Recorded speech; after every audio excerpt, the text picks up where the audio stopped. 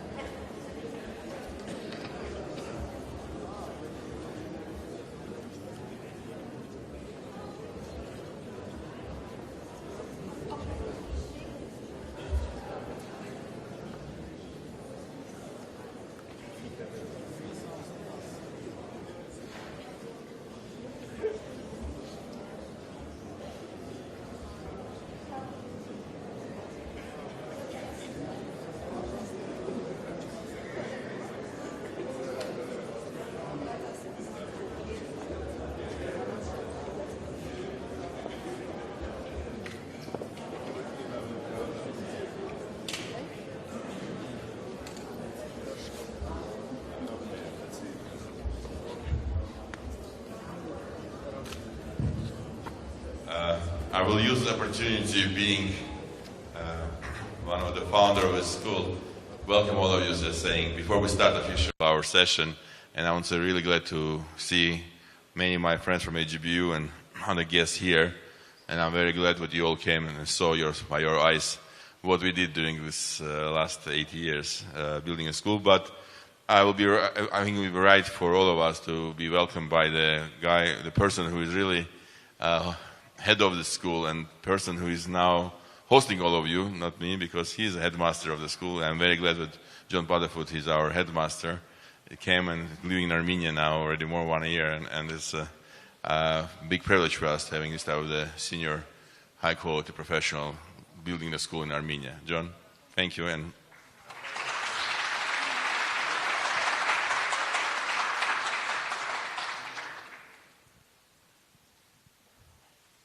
well, Ruben, thank you very much for that welcome, and barevzez barigalusht.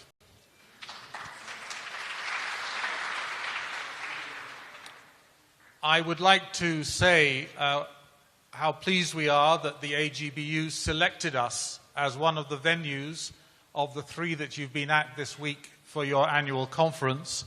and a particularly warm welcome to you, therefore, on this, the first occasion on which the school has been complete and ready and able to host such a distinguished gathering. A little piece of history. Ruben said that the planning and development of the school has taken something like 8 years.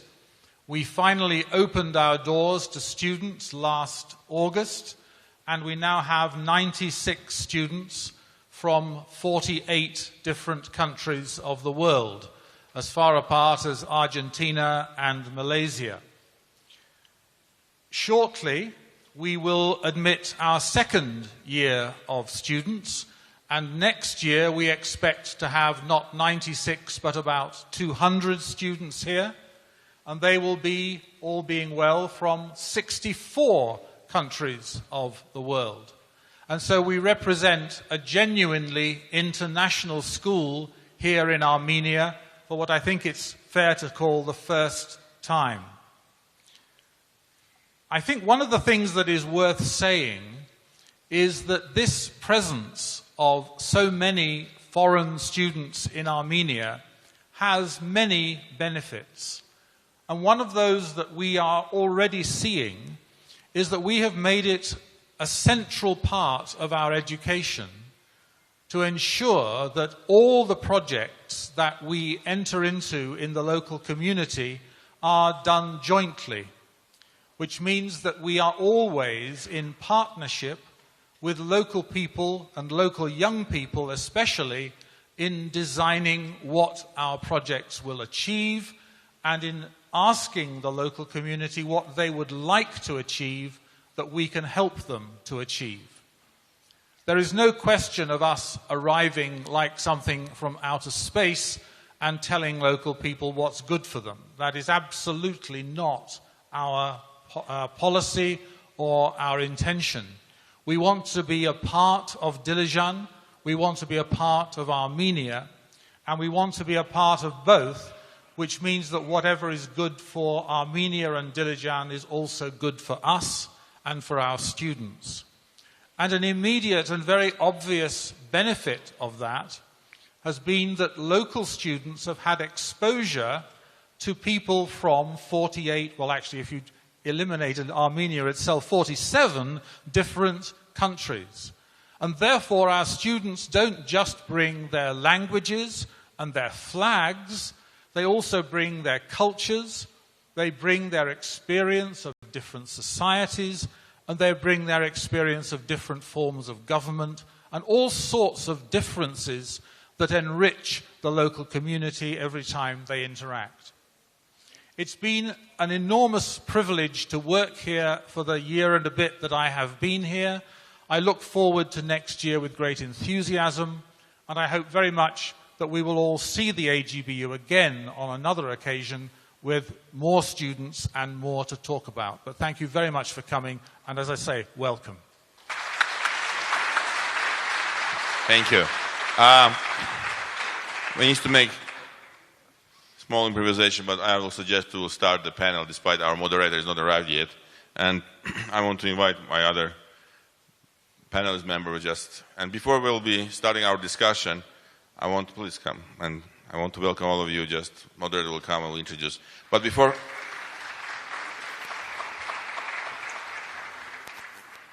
and say thank you for coming, and we'd like to have an interesting discussion. But if I may use the opportunity also doing some small introductory movie for discussion that we'll have, which is not about Armenia, and it's a movie I saw 2 weeks ago, and I thought it's very relevant to what we are discussing today, and I want to show you about a movie which was made in India when we celebrate 60th anniversary of independence, and it's one of the most very famous actor who made this 2 minutes short speech, which I want to we'll now watch it. Okay, Lena, can you put in this India?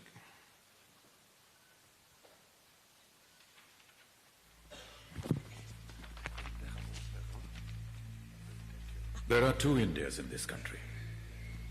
One India is training at the leash, eager to spring forth and live up to all the adjectives that the world has been recently showering upon us. The other India is the leash. One India says, give me a chance and I'll prove myself. The other India says, prove yourself first and maybe then you'll have a chance. One India lives in the optimism of our hearts. The other India lurks in the skepticism of our minds. One India wants. The other India hopes. One India leads. The other India follows. These conversions are on the rise. With each passing day, more and more people from the other India are coming over to this side. And quietly, while the world is not looking, a pulsating, dynamic new India is emerging. An India whose faith in success is far greater than its fear of failure. An India that no longer boycotts foreign-made goods, but buys out the companies that make them instead. History, they say, is a bad motorist. It rarely ever signals its intentions when it's taking a turn. This is that rarely ever moment. History is turning a page. For over half a century, our nation has sprung, stumbled, run, fallen, rolled over, got up and dusted herself, and cantered, sometimes lurched on. But now, in our 60th year as free nation, the ride has brought us to the edge of time's great precipice. And one India, a tiny little voice in the back of the head, is looking down at the bottom of the ravine and hesitating. The other India is looking up at the sky and saying, it's time to fly.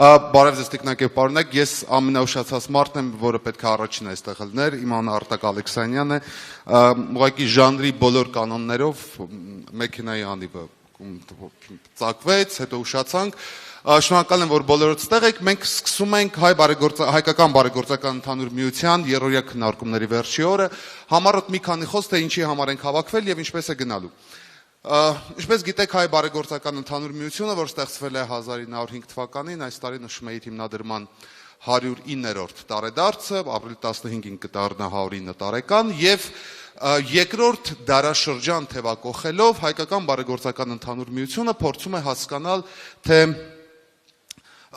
որոնք են հայության խնդիրները, ինքը լինելով հայկական, համահայկական կառույց, փորձում է առաջ բերել եւ այս քննարկումների շրջանակում հասկանալ, թե ինչի մասին ենք խոսելու։ Եվ այդ առիթով կազմակերպել էր քննարկում, առաջի օրը մենք քննարկում էինք մարդկային կապիտալը։ Որոնք են հայության մարդկային կապիտալ, ինչպես այն կարելի է կապիտալիզացնել, որոնք են խնդիրները, որոնք հնարավոր են դա մոնետարիզացնել եւ տնտեսական օգուտներ քաղել։ Երկրորդ օրը մենք խոսում էինք այն մասին, թե որոնք են Հայաստան պետության առաջ կանգնած մարտահրավերները, ինչպիսի պետություն ենք մենք ցանկանում ունենալ, ինչպիսի խնդիրներ կան մեր առաջ եւ երբ հնարավոր են դրանք լուծել, ինչպիսի բարեփոխումների կարիք ունենք եւ բայց ամենակարևորը ինչպես պետք է այդ բարեփոխումները իրականացնենք եւ գլխավորապես ինչպես այդ բարեփոխումների արդյունքները զգանք ավելի շուտ։ Եվ արդեն երրորդ օրը մենք խոսելու ենք հայության միջազգային դիրքերի ամրապնդման մասին կամ improving Armenia's international standing։ Նրանք ովքեր որ հայեր են դժվար են հասկանում, կա զուգահեռ թարգմանություն, նրանք ովքեր որ անգլերեն են դժվար հասկանում, կան հենց թարգմանություն։ Եվ այսօր շնորհակալ եմ պարոն Վարդանյանին իմ բացակայությունը լրացնելու համար, եկեք Good improvisation is always one of the best part of the entrepreneurship. Okay, thank you. Եվ եկեք ներկայացնեմ այսօրվա մեր փյուրերին։ RVVZ ընկերության հիմնադրամի նախագահ Ռուբեն Վարդանյան, GK ընկերության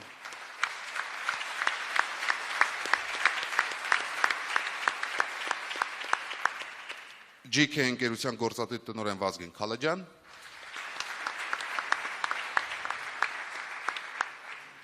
ArmAs ընկերության տնօրեն Վիկտորիա Aslanian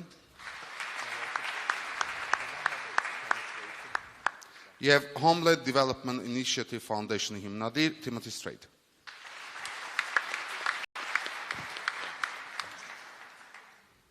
Եվ սկսելով այսօրվա քննարկումը, ես հիշեցնեմ, որ մեր այս քննարկումը ինտերակտիվ է, այն իմաստով, որ ձեր հարցերը կարող եք ուղղել Twitter-ի միջոցով, ուղղակի Twitter-ում գրեք #AGBUtalks, անմիջապես կհայտնվի էկրաններին, դրանք նաև ինտերակտիվ են, հենց հիմա արդեն դուք տեսնում եք, եւ այդ հարցերը կուղղենք նաև մեր մասնակիցներին։ Ես այստեղ նկատում եմ, որ այստեղ են նաև մեր պանելիստներ, այսինքն մարդիկ, որոնք նախորդ խոսել էին նախորդ համագումարներին, ես հիշեցնեմ, որ քննարկումը տևելու է 2.5 ժամ, որից հետո արդեն, այսպես ասած, եզրափակիչ խոսքով հանդես կգա հայ բարեգործական միության նախագահ Սթրեյթը, որը նույնպես այստեղ է։ Եվ այսպես աշխատում ենք 1:30-ից մինչև ժամը 4-ը, այնուհետև արդեն պարոն Սթրեյթն, այսպես ասած, կամփոփի բոլոր այն մտքերը, որոնք որ մասնակցել է, լսել է, տեսել է այս օրերին։ Եվ հիմա արդեն սկսենք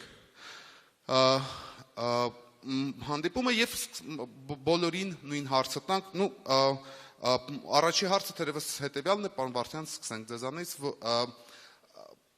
արդյոք հնարավոր է խոսել հայերի հավաքական միջազգային վարկի մասին, որպես հավաքականություն, թե դրանք տարբեր են ինչպես Սփյուռքի համար, նաեւ Հայաստանի դեպքում մասնավորապես։ Շնորհակալություն, ես անգլերեն խոսեմ, այն ավելի հեշտ կլինի անգլերեն հենց հարցին պատասխանել, չնայած Հայաստանում ենք գտնվում եւ ճիշտ կներ հայերեն խոսենք։ I think it's a unique advantage which we are recognizing and sometimes complaining, but not, I think, understanding how really it's different, how big difference between Armenian nations and other nations exist. I've been traveling around the world many years, and I'm working with many nationalities, and I think one of the things that always surprised me, and I'm by quarter Georgian, but just seeing the people, other nationalities, always surprised why is Armenian diaspora so active in Armenian world, and how you feel its connections, despite many of Armenians being never born here, and it's not their motherland, it's not like diaspora. And I think one of the points which is always surprised my foreign colleagues with attachment, which is not can be defined by just any material point. So for me, it's our biggest advantage what we have is the two part of the world, Armenian world. The question how well we're using it, the question how well we connected is, how well we trying to organize the communication and understanding is a big point of our discussion, and I think part we will discuss today. And I think the AGBU doing a great job trying to have these connections of the Armenians living in different parts of the world and speaking not in Armenian but speaking many other languages, and sometimes don't speak Armenian.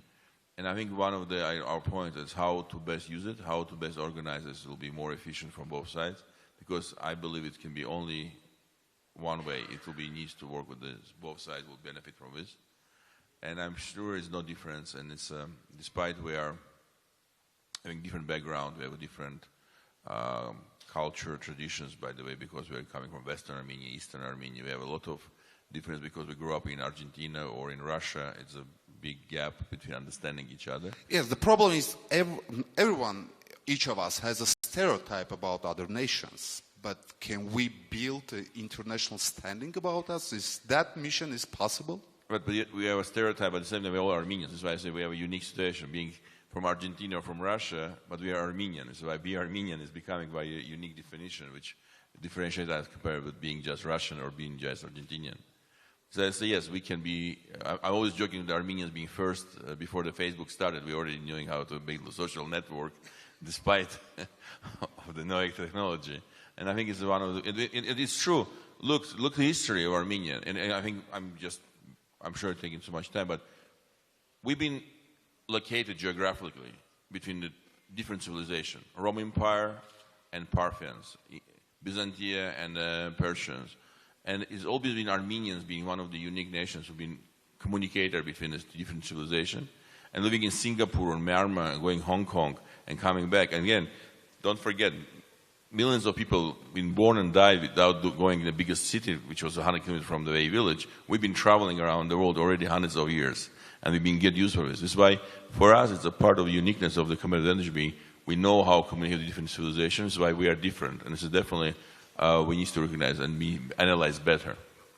All right, thank you very much. As, many of you know that our Armenian government has signed a deal with Vazgen Galaydjan's company to do a research and accomplish and to do research about Armenian branding.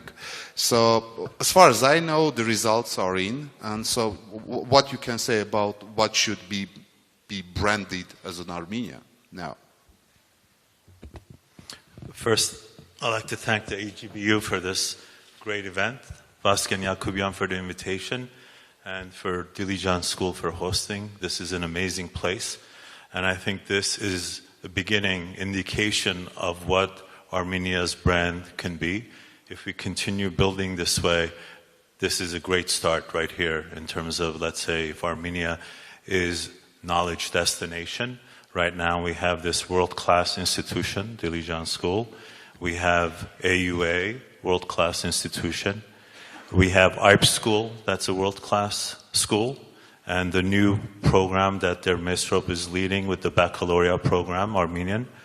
And we have Luis, and we have so many other amazing programs that are going on in Armenia just in the education sector.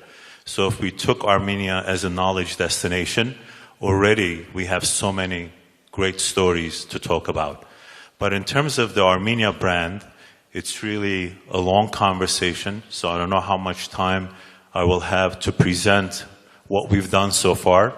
It's important, especially for this group, to understand clearly what was done, to understand clearly how we need to position Armenia against or in comparison with all the other countries around the world that are also fighting or wanting to attract the same investors, the same tourist dollars, the same students. So that's a little bit of longer conversation. I might have to use some slides with your permission. But in terms of Armenia's brand, we have tremendous amount of positive stories. Besides Ruben, we have Vika here as an example of what Armenia has achieved in the last 5 years in wine sector alone.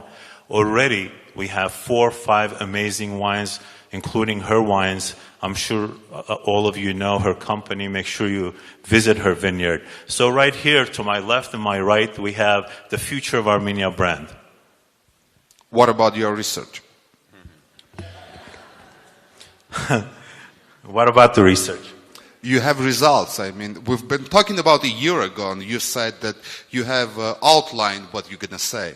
Yeah. So, well, the research is really interesting. We conducted research in 35 countries plus Armenia. And in the audience, in the research pool, we have the Armenian population, including Armenia and the diaspora. And the diaspora, we spoke to the Armenians from all over the world, including the biggest diaspora, Russia, France, United States, Canada, South America, Iran, Middle East, all over the world.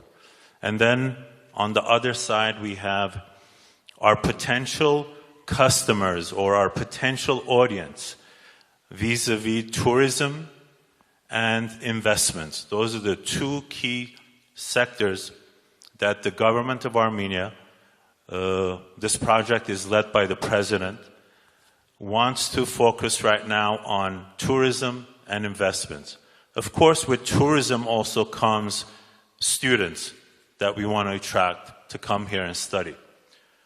So in terms of that, the 2 pools of audience that we have, the Armenian world, and then in the Armenian world we have all the diaspora, and then within diaspora we have the old diaspora, genocide diaspora, new diaspora, Soviet diaspora, and so on and so forth. And then in terms of the tourism pool, we have luxury tourists, and we have tourists who are interested in ethnic, cultural, or nature tourism, agro-tourism. And in terms of investors, we talk to all sorts of investors, funds, institutional funds, businesses, entrepreneurs, and so on. So, of course, the results that we received, to me as an Armenian, is somewhat disappointing, but it's positive because the biggest pool in our research is people who didn't have any information about Armenia. To me, that's positive. Of course, for Armenia, it's not positive. To me, it's positive because I can now tell those people the right story that we want to tell them. Because they haven't been programmed with the negative stories that some of the diaspora repeats. Like, you hear, whenever I hear that term, As yergiri yergirchi, I cringe, like my body cringes. But we will change the stories. Thank you. We will change the stories. We will create the right stories for each one of these audiences. We need to have specific stories, specific way of speaking to each one of these groups. Because, frankly, if you've noticed, nobody gives a damn. Nobody gives a damn. Look, for 100 years, you've been trying to convince Turkey and the United States to accept the Armenian genocide, and how far has that gotten you? So no one cares. So you have to speak to people in terms of what they are interested in. So this is how we have to approach people, and this is how we have to approach the business community, and this is how we have to approach the diaspora and the tourist community. Thank you. Victoria, talking about Armenia's international standing business-wise, you've done a tremendous job of presenting new market for wine industry and having got a lot of prizes of that. So what do you think Armenia's international standing business-wise? For example, when we say that I like French wines, I don't specifically mean a brand. I mean the industry of French. So could it be like an industry that can associate it with Armenians? Absolutely, and actually this is where I would like to use a few slides, if I may. Our potential in the winemaking sector cannot be overestimated. We have such history and such potential, and only 30% of our arable land is cultivated. So that in itself shows huge promise. In the past few years, we've already been exporting internationally to several countries, our company among them, but we're not the only ones.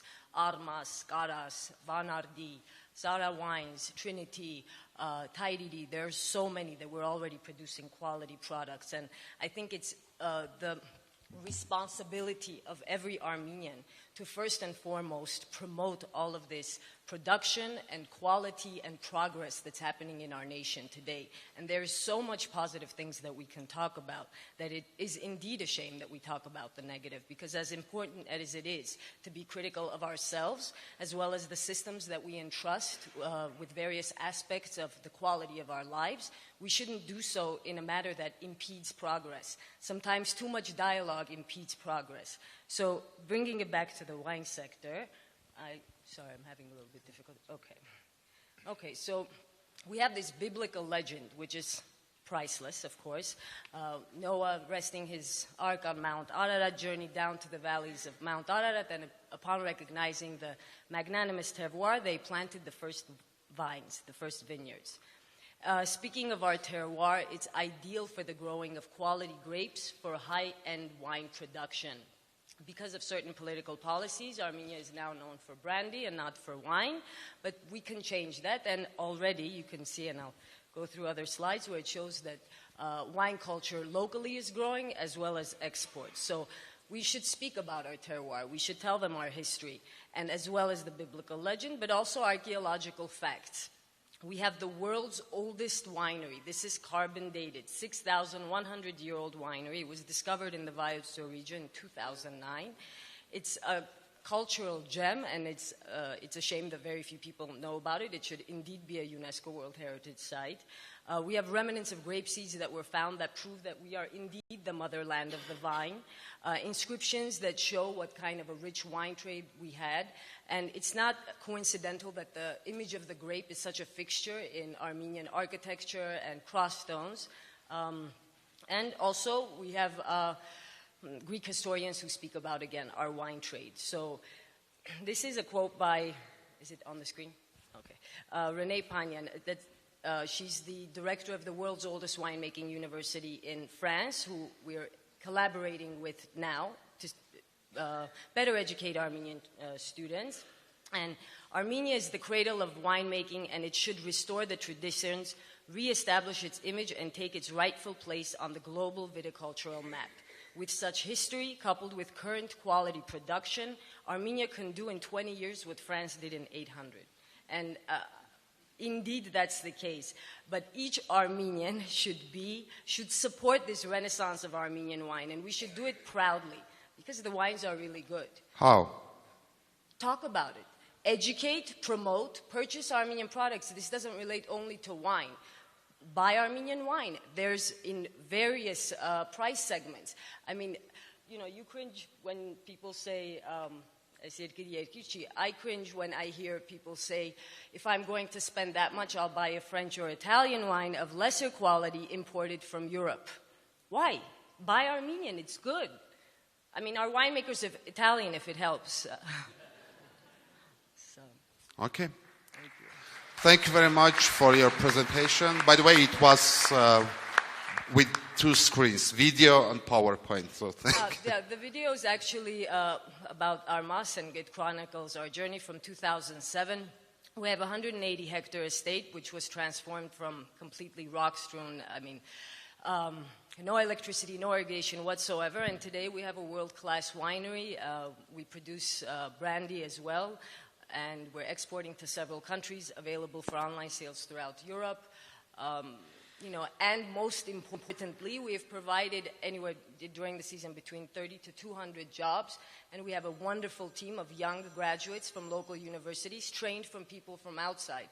So when that opportunity exists, people take it. I don't think human capital we were speaking about, investing in our youth. We just need mentorship, guidance, and opportunity. I'm among them. I actually did with AUA a top class, and Al Yesayan was one of the speakers from Icon Apps. And he said, I guarantee if you ask any Armenian, I'm sorry, I'm going on at length. I guarantee, but if you ask any Armenian, a successful Armenian, when they got their opportunity or big break, they will point to another Armenian, be it a relative, an associate, or whatnot. We should really utilize that network. Okay, thank you very much. And let's hear the most unbiased guy here in the room, Timothy Sthreath. You've been here for a long time, so you can talk. Yes, your impression and your assessment on the Armenia's international standing and Armenia's qualities that you are. I am a boy from Ohio in the United States. I am not Armenian. I was sent here to represent Norway and Finland about 15 years ago. That's the rough story. And in the meantime, because I see so much potential that we've been talking about across the panel here, and sitting with my diplomatic mission and lots of extra time and a product development background, I decided to set out and go to the villages of Armenia and unleash some of the potential of the women of this country. So I created something called the Homeland Development Initiative Foundation. I don't know if we can get that up on the screen. Is it? Anyway? Yeah, anyway. And we have projects in 14 different places around the country, and we're as far away from Yerevan as possible. So I'm thrilled with the TUMO Center, I'm thrilled with the AGBU school, I'm thrilled with the Dilijan UWC school, and all these great other projects. I'm out in the villages, telling women that it's possible. Creating things using traditional skills. That's our mantra. Jobs for women, jobs in the regions of Armenia, jobs using traditional skills. And right now, talking about branding, for example, we have, is that me doing that? Yeah. Talking about branding, I think it's very important. I'm thrilled to see the wine industry taking off with Vahe, who's sitting in the audience here, and all the other wine companies. And the jewelry industry has a kind of a decent brand in Armenia already. The IT definitely is taking off. I was in California recently talking at the Innovate Armenia event, and Alexis Ohanyan was talking about the IT revolution in Armenia, and it's correct, it's great. And when I said, okay, you have your keyboards, we have our crochet hooks. So we are crocheting like crazy. And I want to show you, just to give you an example. China's a cheap place to produce, right? Everything that we can make here, they can make cheaper in China. I want to show you something very quickly. I have a baby rattle. This is made in Kapan, in the south. I did some research on the internet, found a baby rattle almost exactly like this one, and their price was $2.98 FOB. Ours is $3.10 from Armenia. Our quality is better, our MOQ is smaller, our delivery time is shorter. There's no way you're going to tell me that China can beat Armenia on producing this product. So what I'm saying, we don't need to do the big projects to find a niche where Armenia can compete. We can compete on the very, very small niches, which include, in my case, crochet. And I don't know what else there is out there. I want to show you another thing. I'm very proud of this guy. I love this guy.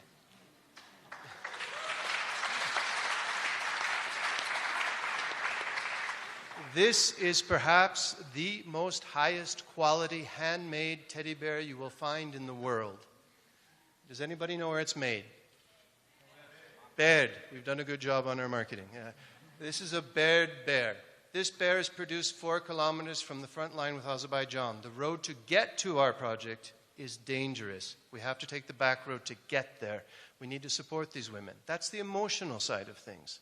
So yes, we can get emotional about the woman who makes this, about the disabled woman up in Goghovit who makes sweaters with the Aybuben on it. But what's better is that we can compete. We can sell. And each of you had your phrases saying the phrase you didn't like in Armenian. The phrase I don't like in Armenian is shuka chika. Shuka ka.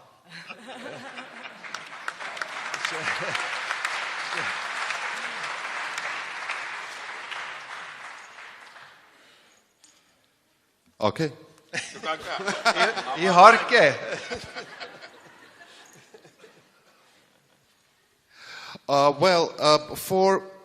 In this audience, there are a lot of Armenians from different parts of the world: Australia, Europe, United States. For each of them, the meaning of international standing is different. For example, in Russia, it means be legal. In Europe, it means doing legal business. In United States, smoke marijuana but be legal, or something else.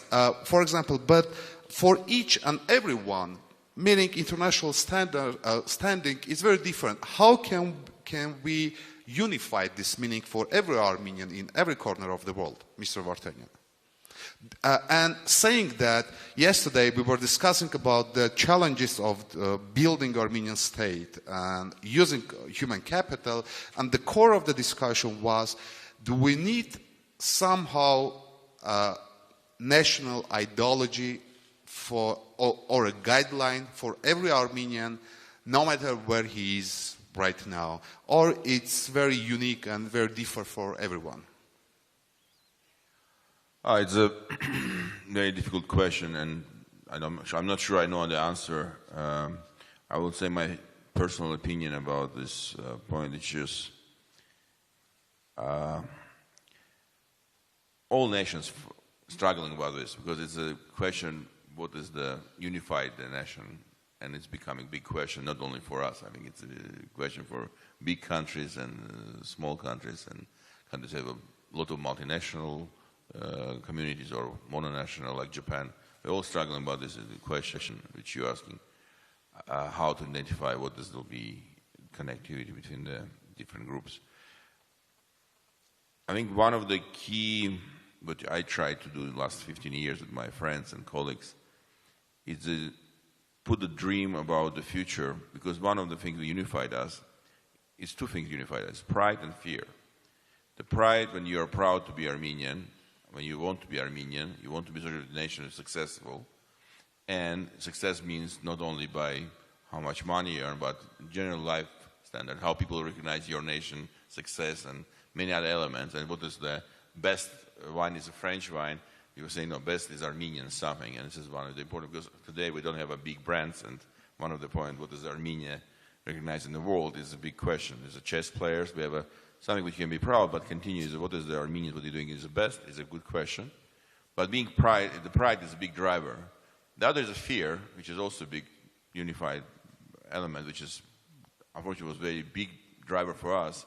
And one of the points which we are talking about is on genocide. as we are being in survival mood. And to be from survival to prosperity, to think differently, to be out of the box, thinking more successful, you can do it, we can achieve it, we are strong, and we can do it despite all the problems. I think it's one of the elements which really can bring us back to the common denomination of saying we want to be Armenian, despite we are born in America, or I'm born in Australia, or I'm born in Russia, and I continue feeling myself I'm Armenian. And you know, when we did this Armenia 2020, we did a survey in diaspora. It was done by from Harvard University. Michael Porter students did this for us. It was very interesting. We asked the question in diaspora, why you feel you're Armenian? Because of your religion, because of your blood, because of your parents. And the majority of the answer was because of my own choice, which was an amazing answer to if you feel about it, because it's the most strongest answer people can say, keeping their identity, saying I want to feel Armenian, despite I'm 1/4 Armenian, or I'm half Armenian, or I've never been in Armenia, I can speak in Armenian, but I feel like I'm Armenian. And I think it's a very important element which we need to keep, and keep this element in the future. It needs to put some dreams which we need to identify by being the best in some area, being different, and being proud of who we are. How to do it is a good question. Doing some project like we are discussing today, or doing something more about 30, 50, 100 years ahead. It's an important discussion that needs to be between us. I'm not sure I know an answer today, but I'm only what I believe very strongly. If we will not change our attitude from the survival to prosperity, from being just keeping our life saying, oh, ամեն ինչ վատ է, եւ մենք մեր ձեռը չի, մենք ուրիշից ենք կախված, մեր Ռուսաստանից, Թուրքիայից, Ամերիկայից, մենք ապագա չունենք. I'm sure we don't have a future. We will not say it's everything in our hand. It's our future, and this will give us a chance to keep Armenian identity really strong. Without this, I don't think we have a future. Thank you. Vasgen? Could you repeat the question? Yes. Do we need a kind of set of rules or unified document naming national ideology for every Armenian? Can we get the tech? Put it on. Okay. I'll talk until he gets the slides up, because I like to show you a couple of slides how we work from 26 different offices around the world, including India and China, Middle East. And we've done work in more than 60 countries around the world. So we have pretty good knowledge and information about different cultures, how different cultures work around the world. But I have to say, there's a common denominator. The common denominator is always, believe it or not, even the most important thing in creating brands, whether it's a product brand, company brand, location, city, or a country, are the values. When we talk about values, we're not talking about monetary values.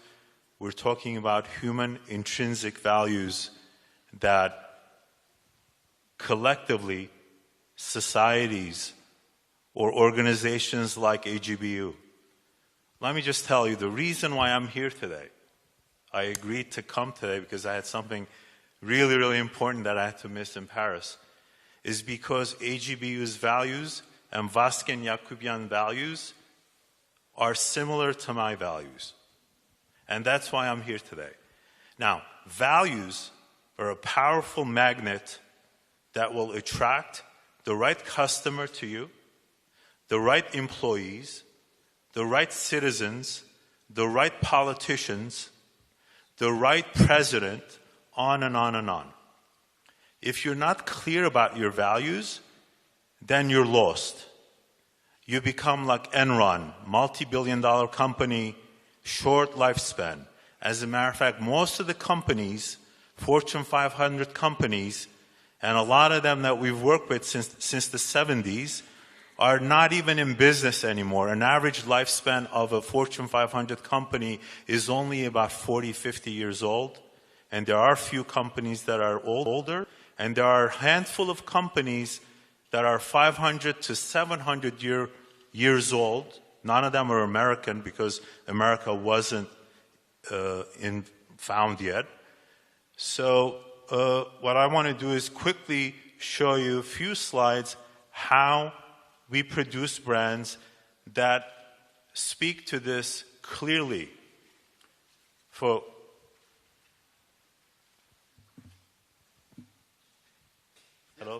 They are. Oh, they're up? I can't see it on my screen. Yes. Can we get it up there so I see what I'm not seeing it on my screen. It disappeared on my screen. Sorry. Okay, so forget it. I don't need the slides. The first point is authenticity. There are 4 key points in creating successful brands, whether it's a country or a product or an institution like AGBU or Dilijan School or AUA and so on. The first key point is authenticity. Authenticity is paramount. You can't lie about it. I cannot lie or cheat about this product, promise something, and it's going to deliver something else, because it takes 20 years to build reputation and 2 seconds to destroy it. So this is why it's so important to guard your reputation and to be honest, truthful about it. Unfortunately, in this former Soviet parts of the world, because we do work in Kazakhstan, we've done work in Azerbaijan, because in the Soviet time, propaganda meant that you told lies to fool the people. Well, you could fool the people sometimes, but you can't fool the people all the time. So the first thing is authenticity. You have to be honest, you have to be truthful. So what this means is that we branded Washington, D.C. When Washington, D.C. was full of homeless people, garbage in the streets, worse than some places in Armenia, unemployment, and crime. Now, the people who wanted us to brand the city didn't wait until everything was perfect, but what we did is we started from a very important place. We didn't lie to people and we say, come to Washington, D.C., there's no crime, there's no unemployment, there's no homelessness, and there's no garbage on the streets. No, we didn't say that. Our research, and this is why research is so important, showed that what is really important in Washington, D.C., for Americans or for other people, is the fact that it's the center of power. So we built the whole brand on the concept of power, and Washington, D.C. being the center of power. So we built the campaign based on that. For example, power, you have the power to lobby the DJ at a club.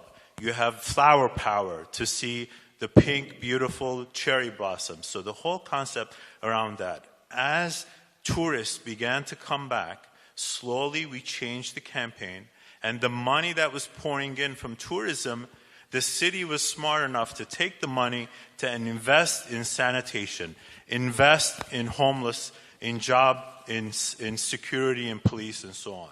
The next point that's really important, the way you create successful brands, especially when it comes to place branding, is it's really important when you have so many stories. Like in a place like Armenia, I'm sure all of you have so many stories you want to tell.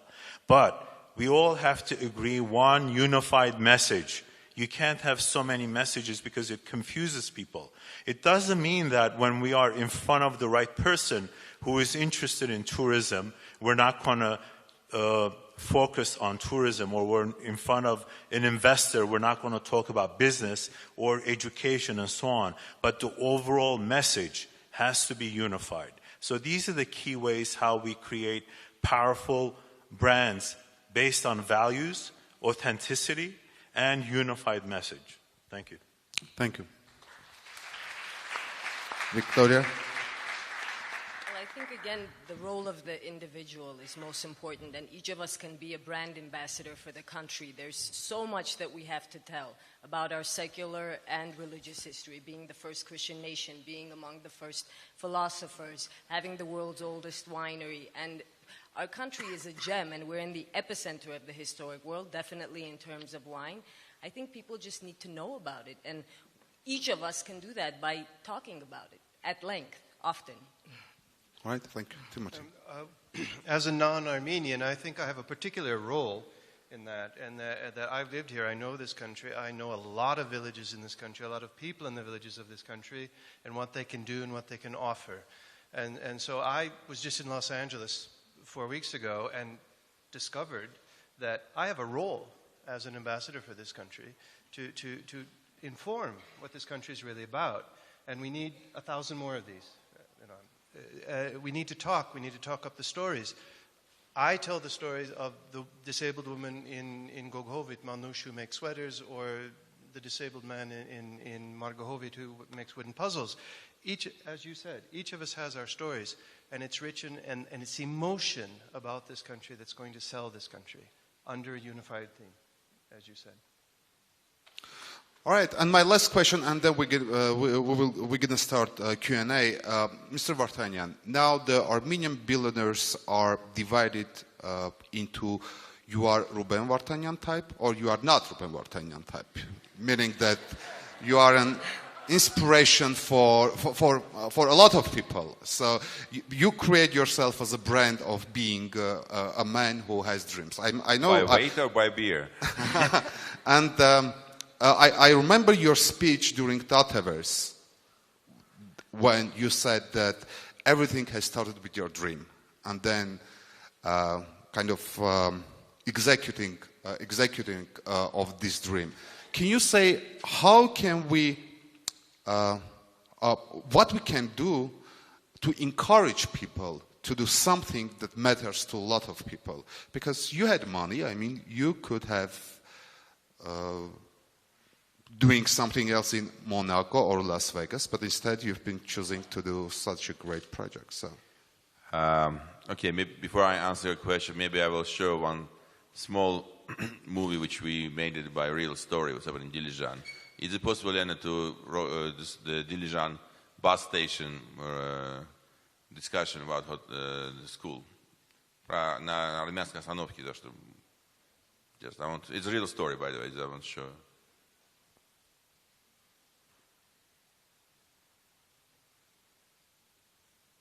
Is it video?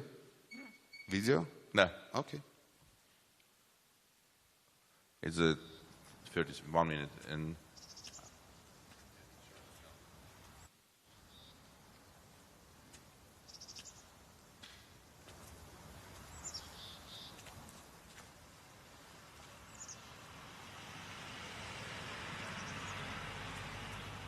Սկզբից մտածում ենք ինչ-որ առևտրական կենտրոն պետք է կառուցեն։ Կամ հյուրանոց, կամ էլ դպրոց։ Դպրոց։ Այդ ձևի դպրոց Դիլիջանում ում է պետք։ Իմ աղջկա։ Yeah, I think it's a story.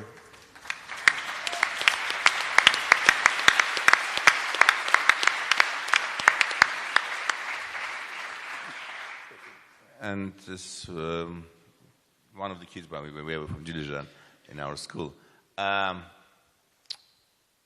having dream and to be, I always said it's a big privilege when you living in a global world, feeling your nationality and feeling your nationality not because just you like the food or you like the traditions, but you feeling your identity. Especially, again, we are all now having opportunity to live really in Moscow, London, Singapore, and do our business in different places. But when you have your motherland and you're feeling you're part belong to this motherland and you want to give something back, it makes you much stronger and richer. That's why I say it's not a question where you can put your money. It's a question how strong you want to feel yourself when you're part of some group of people which you belong. And you belong with all understanding it's a plus and minuses. We're talking about positive sides of the being Armenian, but you have a negative part being Armenian also, and this doesn't matter for you because you are just Armenian. And realizing dream is one of the, I think, biggest advantage a person can have. Because you have a dream, your realization is you feeling you're doing something which really is not imaginable. When you're kids, you're dreaming, right? And in kids, your dream becoming true is one of the best things that you can do in your life. And especially when you're doing it for the future generation. And one of the main drivers for me being always, I look about myself, say, okay, I want my kids to be proud being Armenian. I want my grandkids to feel that they are Armenian, be proud. And I cannot just do it because teaching them Armenian or giving them just a lot of money. It's a question about they need to feel that they are Armenian and they be proud being Armenian because they belong to some nations who leave huge legacy for the world, hundreds of thousands of years, thousands of years. And it's not only by past, but also present, and the future will do the same. So I would say it's a fantastic feeling what you're doing it all and see the results. And I believe it's a lot of people doing. It doesn't. You don't need to be a billionaire or you don't need to be a very rich person. And I agree with the stories what we are talking about. It's small. You can do it in your own levels, and some people doing it without looking at the. It's a big amount of money. It's just a question inside yourself. Do you have this type of the patience and believe this is the critical for yourself? And another point is like I was saying. I like to break the type of the perceptions. The perception is always this is impossible. You can always find the reason why it's impossible. You can always find many reasons saying how difficult it will be. But doing something and really changing this type of the reality around you, I think one of the important things what makes me inspired and feel energized. That's why to find the reason to do it when everybody says it's impossible, like building the school in Dilijan or doing it in Tatev. I remember we did the ropeway, a cable car in Tatev. Everybody said, "Are you crazy? What you're doing?" In a cable car in Tatev, there is nobody going. And I remember it was the biggest consulting company in the world. Looked the numbers, said to me, "It's impossible. It's only 3,800 people going to Tatev during the year, and the smallest cabin, the cabin for the cable car is 25 seats, which will never pay back you ever money or will never cover expenses." And now, when this year, last year we got 150,000 people went to Tatev. And from each 100,000 take the cable car. I think everything is possible. It's showing this is absolutely all in your hand. This is why I think I like it. This type of the belief this is what we're doing is doing for our kids. We're doing for our future, and it's an absolutely great opportunity to change this type of the mindset that everything is in our hand and everything is possible. Now it's time for question and answers, and also we have guests here that if you want to contribute to the discussion, we will be glad to hear. Vartan Oskayan is here. Thank you for coming, Mr. Oskayan. So if you want to say something, sure, go ahead. Here's the mic. Well, first, let me thank you, the AGBU, for organizing these talks. I've been following live the previous two talks, and I'm present physically here today. And it's wonderful. As Ruben said, we got to change the mindset of our people. This is one of the ways to do it. And the interest that I see among the youth is fascinating, and it's very encouraging. Our people need to be taught. New culture needs to be introduced. The discussion on the video about the school is very typical of the knee-jerk reaction that our people have about this kind of development, this kind of ideas. So more we do of this type of events where we can bring the right culture that is more compatible with the vision we have about our country's future, faster we can change our country.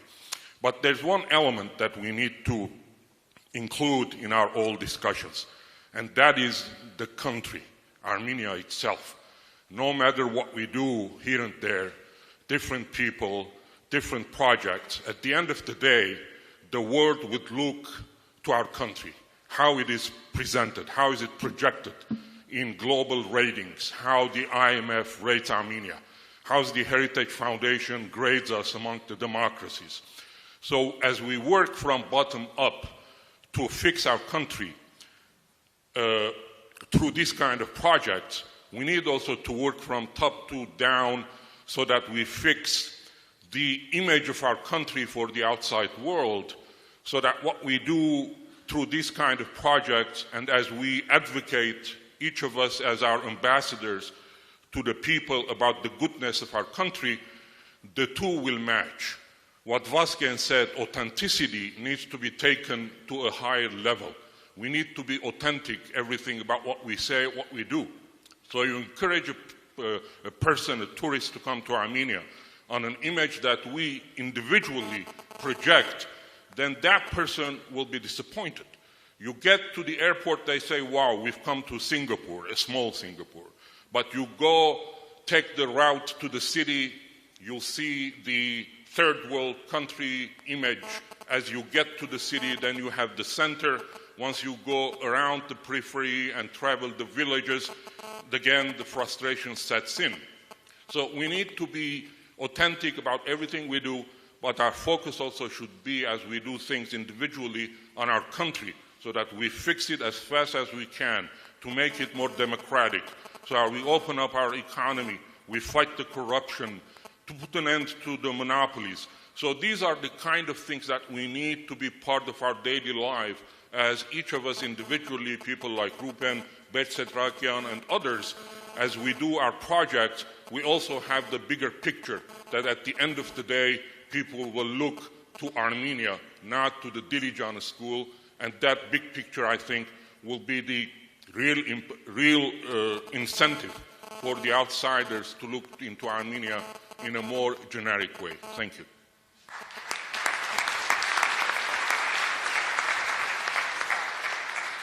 I know that Hovik Musaelian has something to say since yesterday. Շնորհակալություն։ Նախ ուզում եմ շնորհակալություն հայտնեմ նման հանդիպում կազմակերպելու համար։ Ես կարծում եմ, որ նման հանդիպումները պետք է հաճախ լինեն եւ շատ կարեւոր խոսակցություններ է գնում այստեղ։ Երկրի ապագայի համար կարեւոր խոսակցություններ։ Պարոն Վարդանյանն ասաց, որ այսօր եւ փոքր եւ մեծ ազգերի համար շատ կարեւոր խնդիր է, թե որն է իրենց ազգային մրցակցային առավելությունը։ Մենք հայերս էլ պետք է հասկանանք, որն է վերջապես մեր ազգային մրցակցային առավելությունը։ Ինչով ենք մենք տարբերվում այլ ազգերից։ Տեսեք, հաճախ ենք մեզ համեմատում հրեաների, Իսրայելի հետ։ Հրեաներն ասում են եւ ասել են, որ իրենք ուրիշ են։ Իրենք տարբերվում են բոլորից եւ նպատակամղված գնում են այդ ճանապարհով։ Մենք նույնպես պիտի ասենք, որ մենք ուրիշ ենք։ Ոչ թե երկիրը երկիր չի, մեկը ոչ մի բան չի ստացվի, չէ, մենք ուրիշ ենք, որովհետեւ մենք ունենք հստակ մի ազգային մրցակցային առավելություն։ Դա մեր հարմարվելու ձիրքն է։ Մենք շատ արագ հարմարվում ենք, ես IT ոլորտն եմ ներկայացնում, մեր ինժեներները շատ արագ հարմարվում են նոր տեխնոլոգիաներին։ Տեխնոլոգիաները դինամիկ, անընդհատ, ամեն վայրկյան փոխվում են։ Եվ մի կարծեք, որ հայերը գենետիկ ծրագրավորողներն են, սուտ է, այտենց բան չկա, կամ խելացի են այլ ազգերից եւ այլն, դրանք հեքիաթներ են։ Մենք ունենք մի հստակ ազգային մրցակցային առավելություն։ Դա շուտ յուրացնելու, հարմարվելու մեր ձիրքն է եւ Սփյուռքի պատմությունն է դրա ապացույցը։ Շատ արագ հարմարվեցին մեր հայրենակիցները այս վերջի 100-ամյակի ընթացքում, այսօր էլ ամեն մի հայի մեջ քնած մի հատ գեն կա, արտագաղթող հայի մեջ նույն։ Իրան թվում է, թե ինքը շատ արագ պետք է հարմարվի ու հաջողության հասնի դրսում։ Ուրիշ ազգերը ոչ թե չեն ուզում արտագաղթել, այլ նրանք վախենում են, որ դրսում իրենք հաջողության կհասնեն։ Ես մի հատ օրինակ բերեմ։ Սինոպսիս ընկերությունում, դուք գիտեք, մենք կրթական ծրագիր ունենք, պատկերացրեք, 8-րդ դասարանը գյուղերում ավարտող երեխան գալիս է Երևան, ընդունվում է, ասենք, պոլիտեխնիկ կամ պետհամալսարան, 4 տարի սովորում է, հետո աշխատում է մեզ մոտ, հետո մենք գործողում ենք Միացյալ Նահանգներ, Կանադա, Եվրոպա, քանի տարի անցավ գյուղից դուրս գալուց։ Մոտ 6-7 տարի, չէ՞։ Այդ 6-7 տարվա ընթացքում այս երեխաները 3-4 անգամ ստրես են ապրում։ Գյուղից քաղաք, քաղաքում նոր բուհ են ընդունվում, բուհից գալիս են ամերիկյան ընկերությունն ավարտելուց հետո գնում են գործողման։ Եվ ինչ եք կարծում, 6-7 տարի հետո իրանք զգում են, ոնց որ այդ երկրի քաղաքացի, մարդիկ օտարները զարմանում են։ Ոնց են այս մարդիկ այս կարճ ժամանակամիջոցում գալիս եւ հարմարվում այդ միջավայրին։ Եվ այս առումով ինձ թվում է, որ մենք մի հատ նաև բաց ունենք։ Մենք Վազգենը խոսում էր բրենդինգի հետ կապված, որ զրուցումը կարող է այստեղ մեզ շատերին հիասթափացնի եւ այլն, չհիասթափացնելու մի ձև կա։ Մենք շատ քիչ բան գիտենք մեր մասին։ Ես այն օրը պոլիտեխնիկում լսարանում ուսանողներին հարցնում եմ, ձեզանից քանի հոգի է եղել Ղարաբաղում։ 10%-ն էլ չէր եղել Ղարաբաղում։ Քանի տոկոսն են եղել Տաթևում։ Պարոն Վարդանյան, դուք ասում եք 50,000 մարդ է եղել, այդ 50,000-ից քանիսն են հայաստանցի եղել։ Մենք մեր երկիրը ընդհանրապես չգիտենք։ Հայկական բարեգործական ընդհանուր միության պատվիրակությունը ուղղակի երջանիկ պահեր է ապրել այս քանի օրվա ընթացքում, լինելով Թումոյում, Դիլիջանի դպրոցում, Սինոպսիսում, Այբում, իսկ քանի հայաստանցիներ գիտեն այս ընդհանրապես այս ծրագրերի մասին, շատ քիչ։ Դրա համար էլ հիասթափվում են անընդհատ։ Իրանց թվում է, թե ամեն ինչ այնքան սևով է պատված, որ մեկ-մեկ սփյուռքահայերը նույնպես զարմանում են, ասում են, այ մարդ, այս հայաստանցիներ ինչի են այսքան փնփնթում, անընդհատ ասում, որ ամեն ինչ վատ է, վատ է, վատ է։ Մի խոսքով, մեր մրցակցային առավելությունը միայն մեկն է, մենք պետք է կարողանանք դա օգտագործել, շուտ յուրացնելու, հարմարվելու բան, եւ բոլորս ամեն մեկս մտածենք, ինչպես պարոն Վարդանյանը, մեր երազները իրականացնելու մասին։ Եվ իսկապես պետք չի դրա համար միլիարդատեր, միլիոնատեր լինել։ Շատ ուրիշ ճանապարհներ կան դրան հասնելու։ Շնորհակալություն։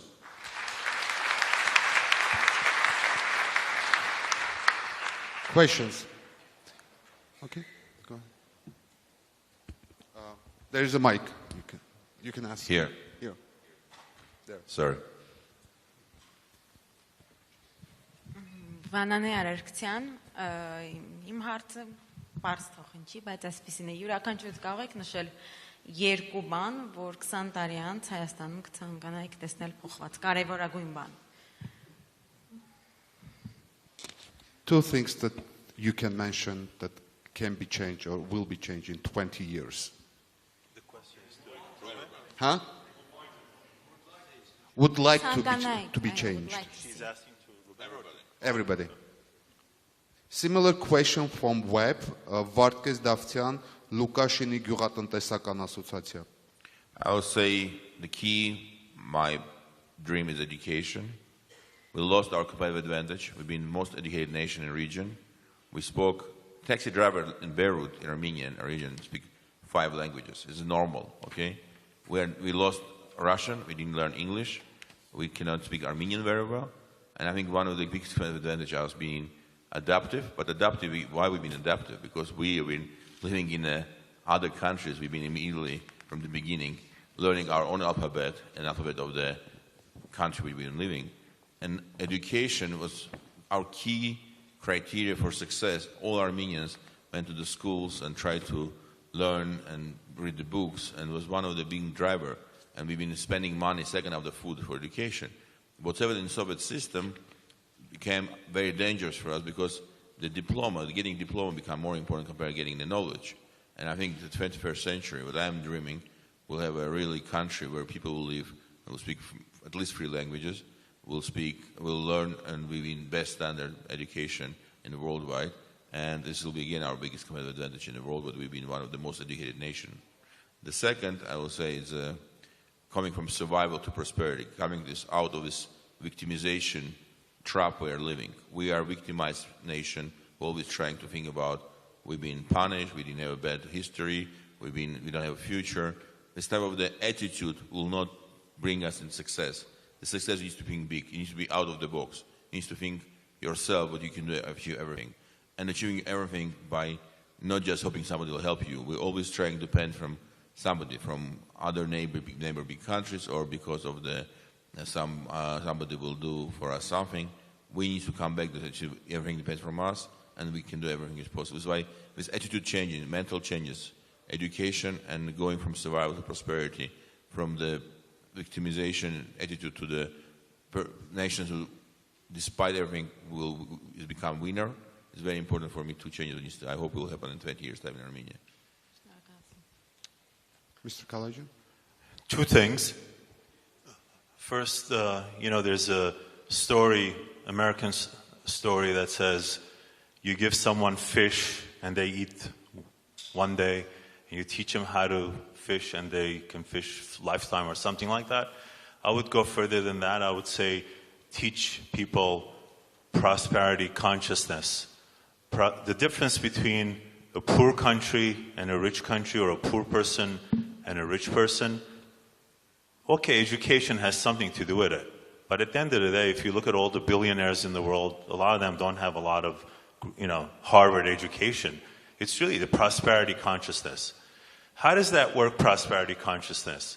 Often, people have, I've noticed, here, especially with government civil servants, there's always 4 objections that they have. People don't believe you, what you're saying. Like my wife, Jacqueline Aslanian, she's executive director of Luis Foundation. She brought this technology to Armenia 5 years ago called Living Arts. For 5 years, people didn't believe her. Finally, last summer, she put together the artisans, the designers, the technologists, the IT people, and they created this amazing living art jewelry in 2 weeks. Unbelievable. In Gyumri, in 2 weeks. And now to this day, they haven't been able to get investors to bring this product to market because people, A, they don't believe you. 2, they think that it's not going to work here. Just recently, we saw on the internet Turkish designers with Intel. They've copied exactly what our people did in Gyumri last summer. They copied us. Unbelievable. Is it the good other or thing, bad? Is what? it good or bad? Yeah, it's on the internet. It's unbelievable. The technology is copied. So, of course, I advise Jacqueline that they should get lawyers and sue them because, this was intellectual property theft, The third thing is, so the first thing is people don't believe you. By the time we explain something to the people here, let's say in government, by the time, so their first objection, they don't believe you. The second objection, they say, it's not going to work here. The third thing that they say, we don't have enough money. Or we don't have enough time to do this. Both of those things time and money has to do with prosperity consciousness. So I would say that this first thing is how to teach everyone this concept of prosperity consciousness, that you could actually think something and manifest it and make it, and you don't have to be a billionaire, although it helps to have money, but you don't have to. I'll give you an example.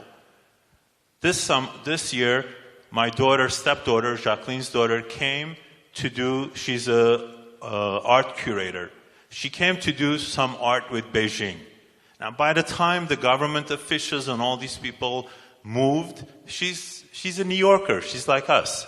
We work in real time. The way the world is moving, the world is moving very fast. She couldn't wait anymore. She didn't have any money.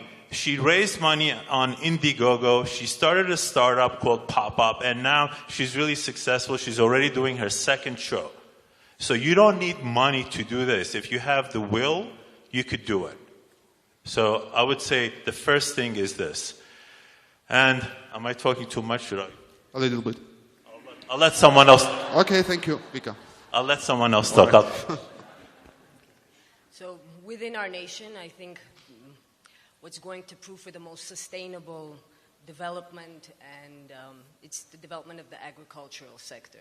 Only 30% of our arable land is actually cultivated. And I think that the international public should be able to taste the flavors and aromas of the vegetables and fruits that come from the gardens of Armenia. And I think that could be another sector that will have development. And because 2/3 of our population live in the rural areas, with some economic capabilities, they will have more access to all of these wonderful things that are happening within the city and in schools such as this. And on the outside, again, we can have a market share of world production in wine and fruits and vegetables. I think that's what's going to be most sustainable for our country and our image. Right, thank you. Difficult. You said 10 years? 20. 20. Okay, I've been here 15. I still firmly believe that open borders would be a key to growth of this country. Mostly outside of our hands, but that has to be a goal for this country. Secondly, belief in the future. That's an internal thing, but perhaps just as hard to do. Because out in the villages, I don't meet a lot of, yes, I want to do this, I believe in this, I trust you, let's do this. I meet a lot of, as I said, chuka, why should I do this, why should I? It's not possible, I've never done this, why? So, trust in the future, open borders. Thank you very much. Thank you. Let's hear Sara Anjargolian, Impact Hub. Where are you? Sara? Oh, okay. Sorry, I wasn't expecting that. Thank you very much. Here's the mic. To ask the question? Oh, sure. Hi, everybody. My name is Sara Anjargolian, representing Impact Hub Yerevan, along with my colleague Vahe Kushkerian, sitting here next to me. We are an international organization. There's 68 impact hubs around the world, from Singapore to Berlin to Paris, all the way to Tokyo. And I'm super excited to announce that we have just received the license to open an impact hub here in Yerevan. It is a space where social innovators from all walks of life, nonprofit organizations, the IT sector, professional services sector, come together to work under the same roof. So that's the idea of the Impact Hub, and we're looking forward to opening in September of 2015.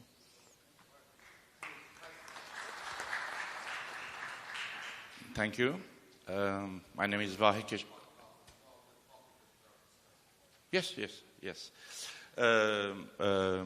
My name is Vahe Kushkerian, and most people know me as the wine guy in Armenia. And with colleagues, with Victoria, and we're working on changing the narrative of the industry. And we have big hopes because we have a lot to work with. Yes, we have natural soil and a lot that we are able to do. But what the wine industry is representing now is how we can do successful projects individually and how we can figure out a way that we can do it collectively. Because it's not that one winery can change anything, it is the whole industry has to understand it. So once we figure out how to do quality products, but all of us do quality products, we understand the importance of what we do for the nation, it will be wonderful for everybody. And I think it can be duplicated in everywhere else we do. And my hope, and having learned been near Ruben so long, and Mr. Ernekian also, is that there is power. And when you see people passionate, and they do things world class. When you do things world class, people help you, they're next to you, they believe in you, and they walk the walk with you. So it is very important that whatever else we do from this day on, and anytime we can, we have to think, envision things in a world class, in a big kind of way. We can't afford to be small. We cannot afford to be better than the Georgians or the Azeris. We have to think that we have to be Armenia as a nation in a very big vision. And whatever we do, including governance, democracy, everything we do, we have to do it differently. And what we can do is be a model for other nations so that people can say, Armenia did it, so can we. So there's nothing that stops us. It's all in us that we can do. Thank you.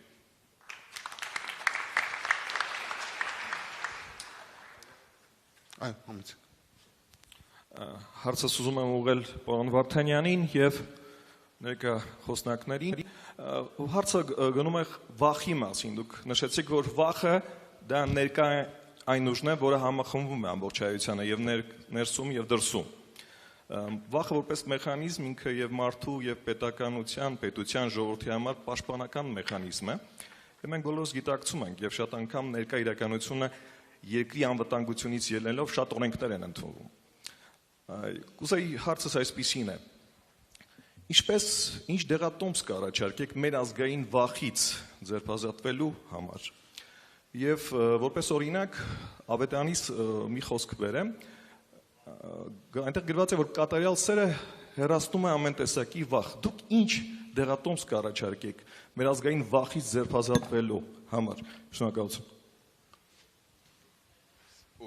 It's հարցը մի կես մի ժամանակ մասին է դա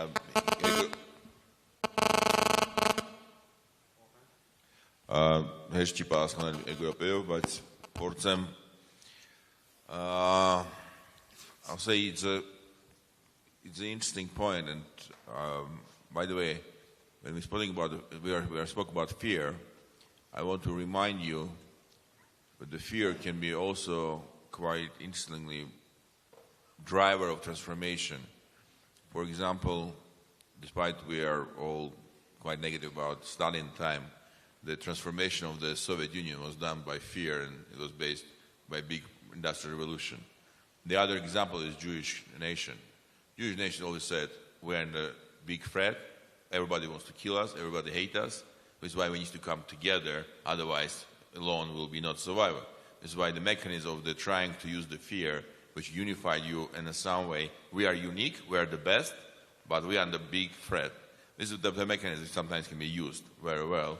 It can be forever, because some period of time people will say it's not working. Like what's happening now with Israel is a very interesting situation. In America, there's a lot of resistance coming about how Israel like state behaving, because the question under fear, it cannot be anymore used because it's not so strong resistance exists inside, outside of Israel. So I'll say the fear, it's, and by the way, Inquisition in some way was pushing of the Reformation and Renaissance in the medieval. Also, it was an interesting example of the transformation which was pushed by Inquisition, which created a lot of fear and a lot of problems for the nations who've been living in Europe. Coming back to your question about I think the fear needs to be used positively, because the fear not to be best is also one of the instinct driver, because it can be different fear. Fear, I'm just in dangers, or fear, I don't want to be last, I want to be first. That's why the fear which will drive you positively, it can be, as I say, I don't think we can ever escape from the fear, no person, no nation. To convert the fear from negative to positive is the issue that we need to work. In my opinion, the main point is the fear what we have been facing 100 years ago. We cannot live with this fear anymore. We need to say, we are alive, we are strong, we are nations, we despite all what Turkey did with us, we are existing and we are doing a lot for the world, and we are strong. This is why we need to be careful. We need to be understand we can under danger, but the fear from just being survival or just living very low level just to keep ourselves in life is not possible to keep. This is why to transfer this fear from the survival and just keeping a low profile to the being saying we are strong and we are alive. This is the thing which I think is really developed. But anyway, it's a long discussion about the fear, and we can debate about many points that I said. That a lot of things will be discussable definitely between different people, and it's a lot of arguments pro and contra about how fear can be used from development. Okay, a provocative question from me. Why do we care so much about what other people think of us? Why don't we, what can we be like Greeks? I mean, after Alexander the Great, they don't have any worldwide leader. After Onassis, they didn't have any worldwide billionaires. I mean, we did have Alek Manukyan, we have Kirkoryan, we have Samuel Karapetyan, Ruben Vardanian. We have a lot of things. We have Kim Kardashian, for the guy's sake.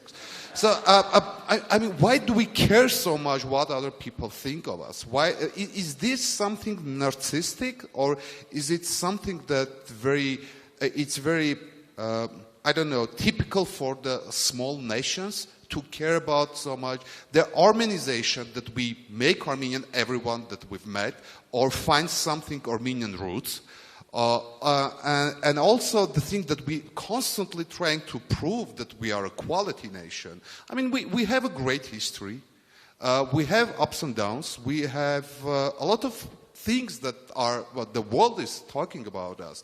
Why do we need to concentrate so much about what other nations think about us?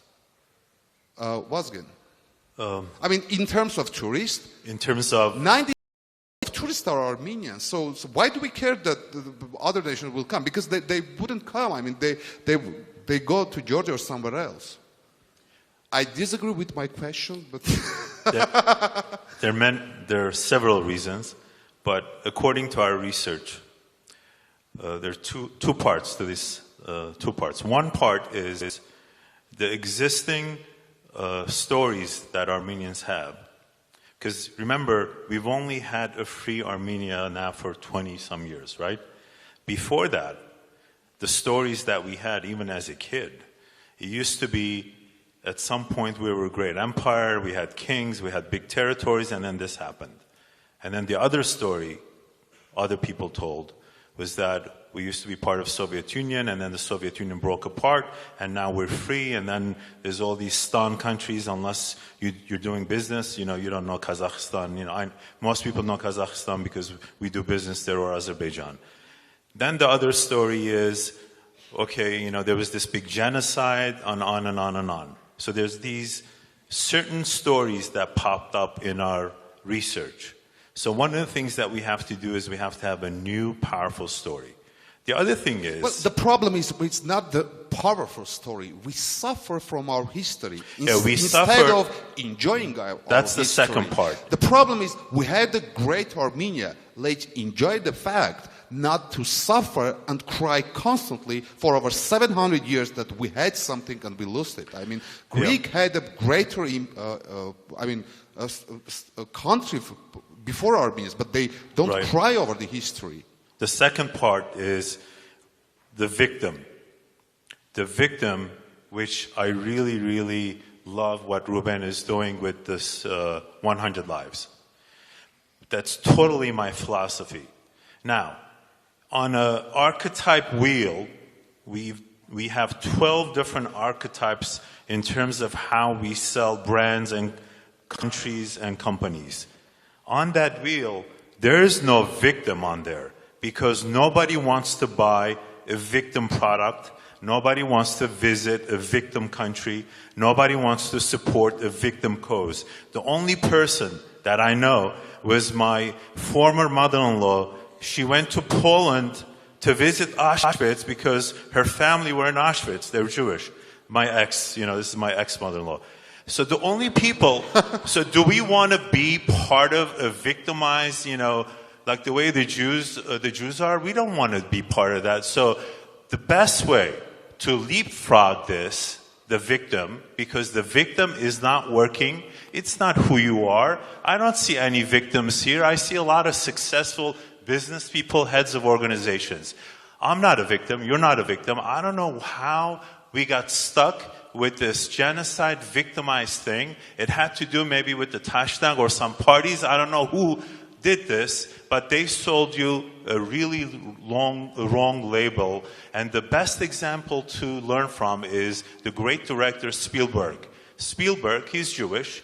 He learned and understood that the victim, this poor Jew, is not going to sell. So the last movie he made about the Holocaust was not about the Holocaust. It was about Schindler. Schindler was a hero. He was a hero. He created jobs for Jews because as long as they were working, he kept them alive. And at the end of the movie, they honored him as a hero, as the righteous ones. And so this is what we have to do. Great movie written by Armenian screenwriter Dilijan exactly. That got him Oscar. So this is the two things that we have to remember. All right, thank you. I don't think that we're speaking about ourselves as victims anymore. I can speak for my generation and those quite younger than me that I have the privilege of working with, and we're very much about the resilience, and we're very much about celebrating each other. And I think the more we do that, the more people will like us, and there's nothing wrong with that, because we want them to come to our country, and we want them to buy our products, and that caring about what they think of us comes from pride. And I think that's what really unifies us as Armenians, our cultural pride. But coming back to your question, why we're so egocentric about ourselves, one of the points, we've been living in always like last 1,000 years in other states. And to become successful when you are living in not only your state, you know the best. Okay, this Armenian being pushed to be best. We've been more educated, speak more languages, more risk taker, traveling abroad, trying to be between Christian and Muslim world intermediary. And for us, being best was one of the chances to survive. Now what's happening, and this is why becoming so, it's all about past 200 years, last 200 years, as soon as Ottoman Empire started to decline because of the civilization moved to the Western Europe and the United States, we are facing interesting situation. Our region become mediocre. We become mediocre. And one of the points why you're trying to be yourself, we're not mediocre, saying, oh, we had a great history. We're trying to keep ourselves in the same league, which we're not anymore, just trying to say using the past is just type of the drivers who keep us being continue proud. And we're trying to find all Armenian roots with any famous person, because it's not anymore we're really feeling that we are strong in this region, or we are really part of the civilization intermediary. Because we've been, again, I'm continuing saying, looking back in history, 2,000 years Armenians been benefiting and been punished, being in the border of the two civilizations. We've been living between two civilizations, Christian and non-Christian Muslim. Again, Ruben and Parfait. And we've been, it was give us an advantage, which we're not having anymore. And now we're trying to keep ourselves back, just saying, oh, we are the best in something, or he's a quarter Armenian, or his mother and stepmother is Armenian, it's like Steve Jobs is also Armenian. It just try to keep ourselves in a top list. This is why I think one of the points why we're trying to be always is too much talking about Armenians. Timothy, you have something to say, or? Yeah, I mean, I don't have the baggage. I'm not Armenian, and so it's difficult for me to understand the depth of the emotion on this issue. But my experience in speaking with individuals in small villages all over this country is the approach is kind of skeptical, but once you open a door for them and you say it's possible, yes, you can do this, and you put a few thousand drams in their hand from the first sale of their first product, that it's amazing how they blossom. I mean, really blossom when they're given the opportunity, when the doors open and they're allowed to show what they can do.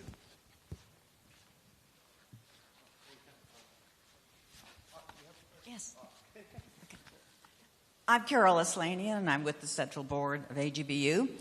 And I think I can speak on the part of the audience that we really do like this third panel because it's inspiring, it's looking forward, and you've got wonderful ideas.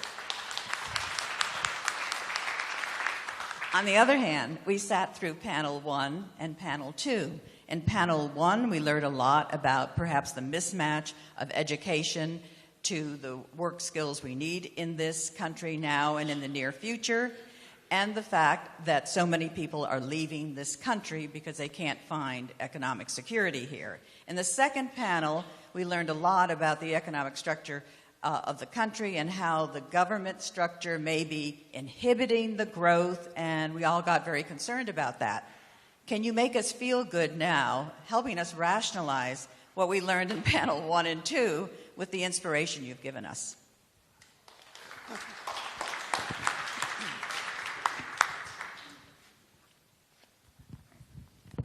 That's a tough job.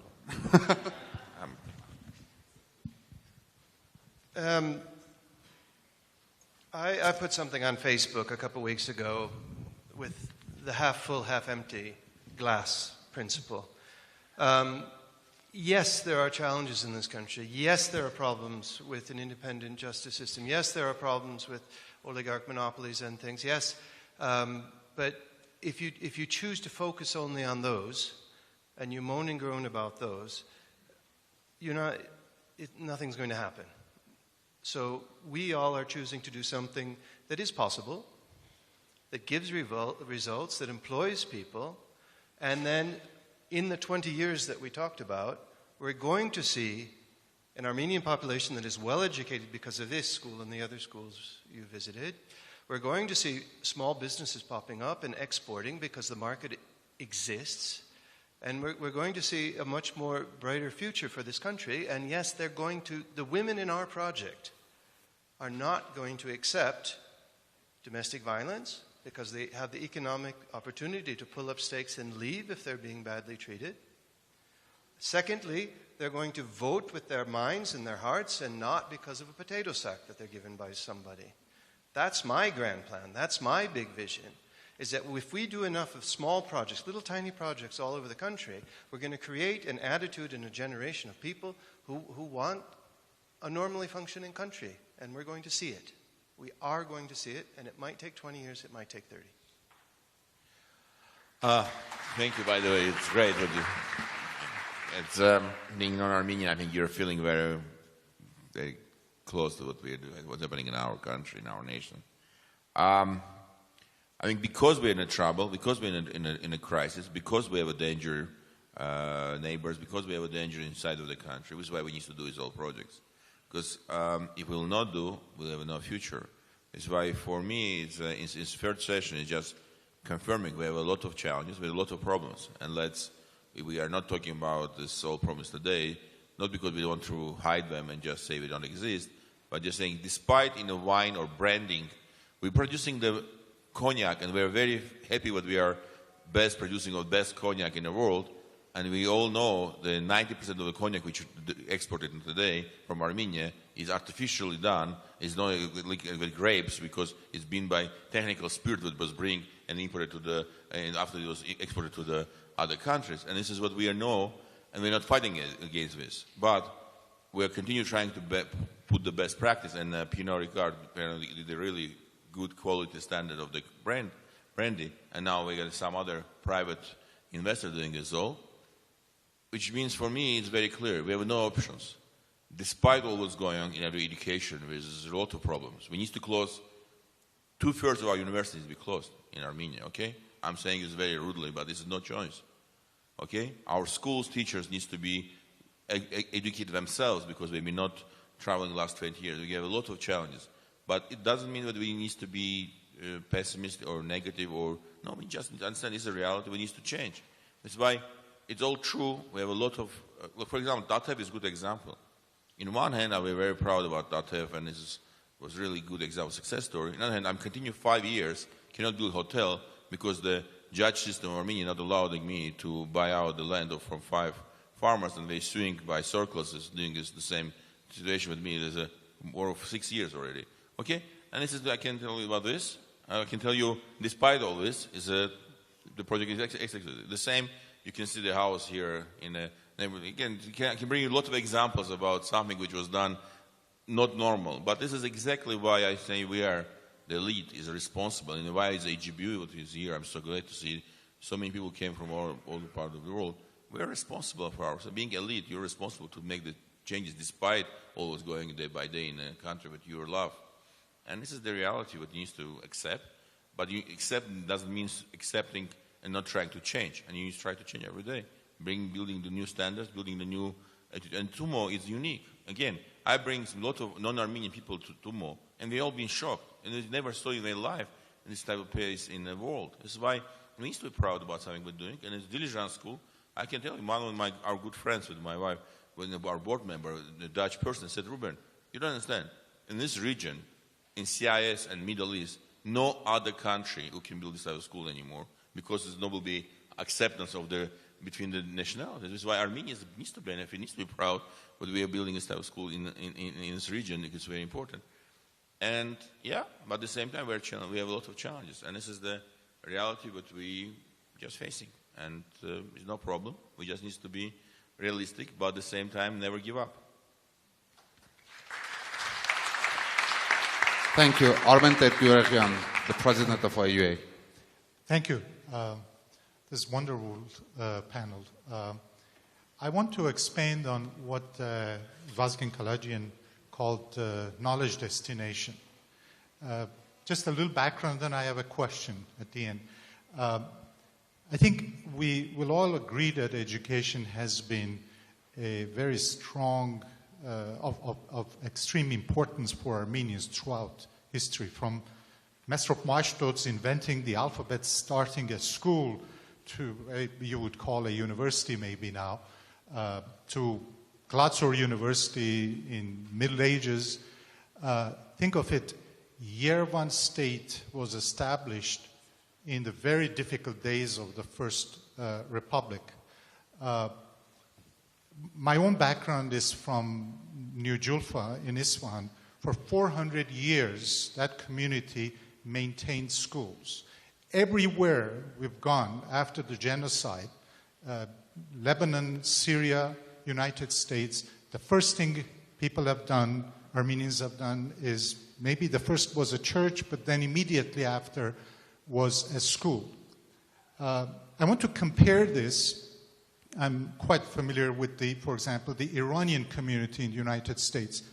In numbers and prosperity, if they don't exceed Armenians, they are no less.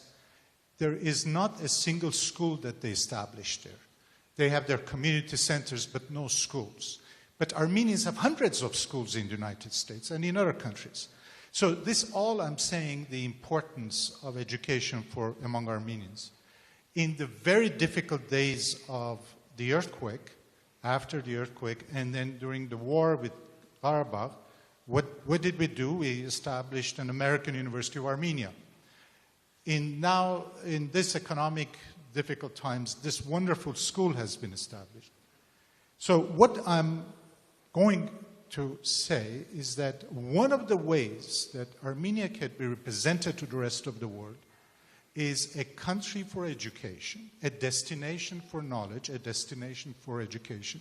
There are some countries like Malaysia is becoming Singapore. There are lots of people going to Singapore for education. To Malaysia and United States has been, of course, the biggest destination. UK, several other countries are like this. I think Armenia has the potential to be a country that is known as a place that you go for education from boarding schools like this one, universities like AUA, many other universities, medical university, the others that do have. What is the question? The question for me is, are we ready, or when can we be ready, and how do we brand Armenia as a country where young people could go to receive a high-quality education? It's this branding. How do we go about doing that? And what else? What do we need to be able to do? I must add, I forgot, AGBU schools. Now there are two of them, one in Yerevan, and there'll be more. And of course, TUMO that Ruben mentioned is also an educational institution, a unique one. So how do we use these resources we have to brand Armenia as a destination for knowledge and education? Thank you. Well, right now, the focus of the brand is tourism and business investment. When we look at there's such a thing as called World Country Brand Index. Just like products, stocks are indexed, country brands are also indexed. Currently, when we started the project a year ago, Armenia was somewhere out of 195 countries, Armenia was somewhere around 137, which is that have done professional branding, which the president and the former prime minister decided that this was time for Armenia to do with the advice of, at the time it was Competitor Foundation. Now I think they changed their name.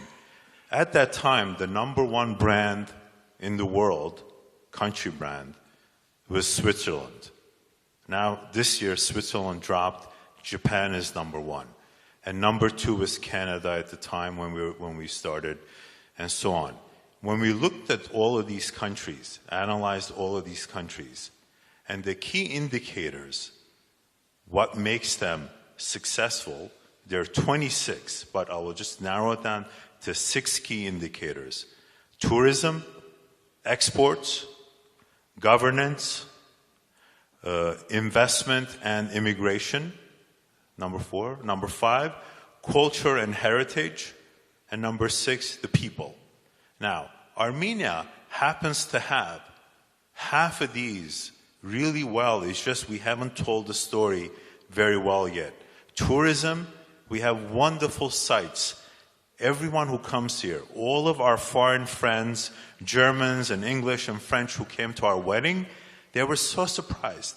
Even local Armenians who had never been where we were, like Hovik, said, "Oh, I've never been here before," right? Remember where our wedding was. So many people haven't discovered this country, and there's so many places. Now there's great hotels, Tufenkian, great restaurants, great places. The service is getting better. So in terms of tourism, and Datev and all these wonderful places, in terms of tourism, we have it, and we could package it and market it. Now, in terms of people, we have amazing people, hospitable. People are so nice in Armenia. It's safe. In New York City, I always have to watch my back when I walk in the streets. I have to teach my daughters how to be tough and not look people in the eye in New York City.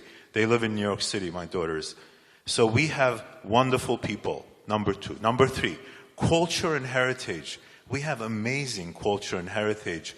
All we have to do is really see the value of it and try use this in movies and pop culture, try to infuse this culture and heritage as much as we can and capitalize on that.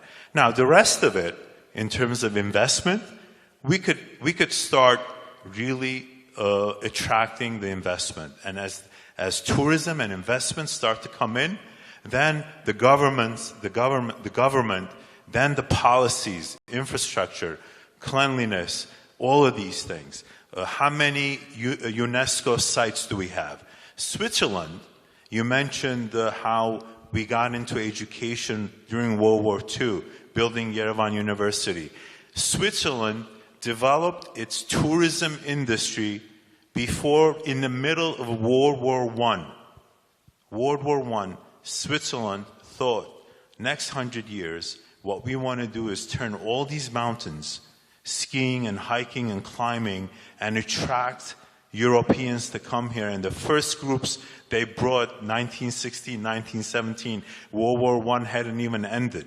Tourism industry, they were so good. They've developed now, they have 240 people all over the world just focusing on tourism. So we have so much. Exports.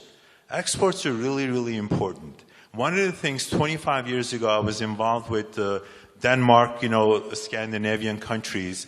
Denmark, for a small country, has 30 well-known global brands. Everyone knows Bang & Olufsen. Everyone knows Legos. Armenia has to think in terms of not only IT and engineering, but developing global brands, marketing it, naming it, packaging it, and exporting it to the world in the proper way. That Indian actor that Ruben showed in the movie, we hired him 10 years ago for $5 million for an Indian client who was selling skin lightening cream.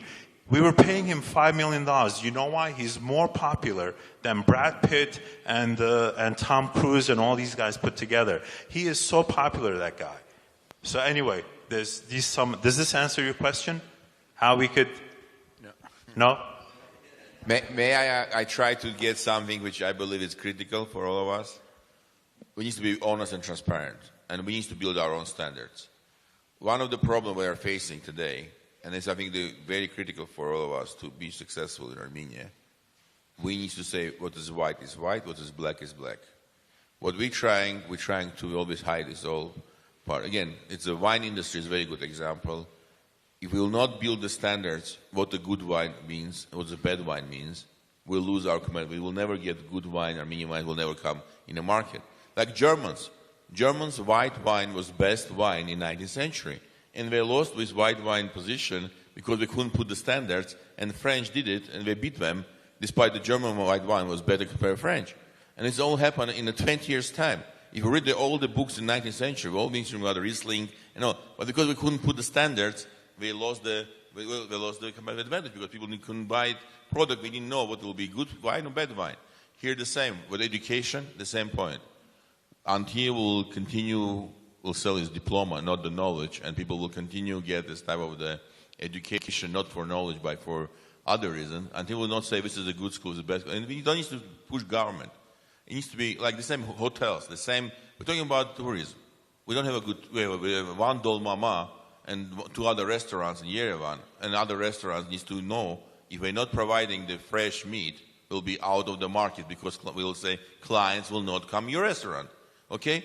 If we're not providing good vegetables, and this is why building standards will be one of critical for us, a lead to say this is unacceptable. This will not in the standard what we want to do, it being Armenian. This is why to build the standards will be one of the critical elements for everywhere.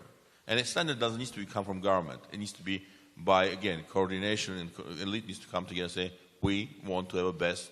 We don't want to get chemical tomato. I cannot buy a tomato anymore in Armenia because the old tomato which grew up in, you couldn't buy it anymore because it's not very good, and you're getting American tomato which is very good, and it's becoming a problem. The tomato would be best taste, not anymore you can find in Armenia. That's why, in my opinion, the standards will be critical. If we're not doing it now, as soon as possible, we'll lose our own advantages. Թիմոթի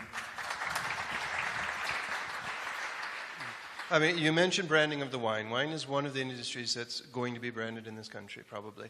I have a good friend, Vasken, I don't know if he's here, Dilijan. He wants to brand Armenia as a design country based in Tumo, because Italy wasn't a design country until they decided to brand themselves as a design country. He wants to do that for design. I'm thinking of employing hundreds of thousands of women between ages 35 and 50 with a crochet, massive crochet branding something. How do we latch on to what you're doing? How do we participate in what you're doing?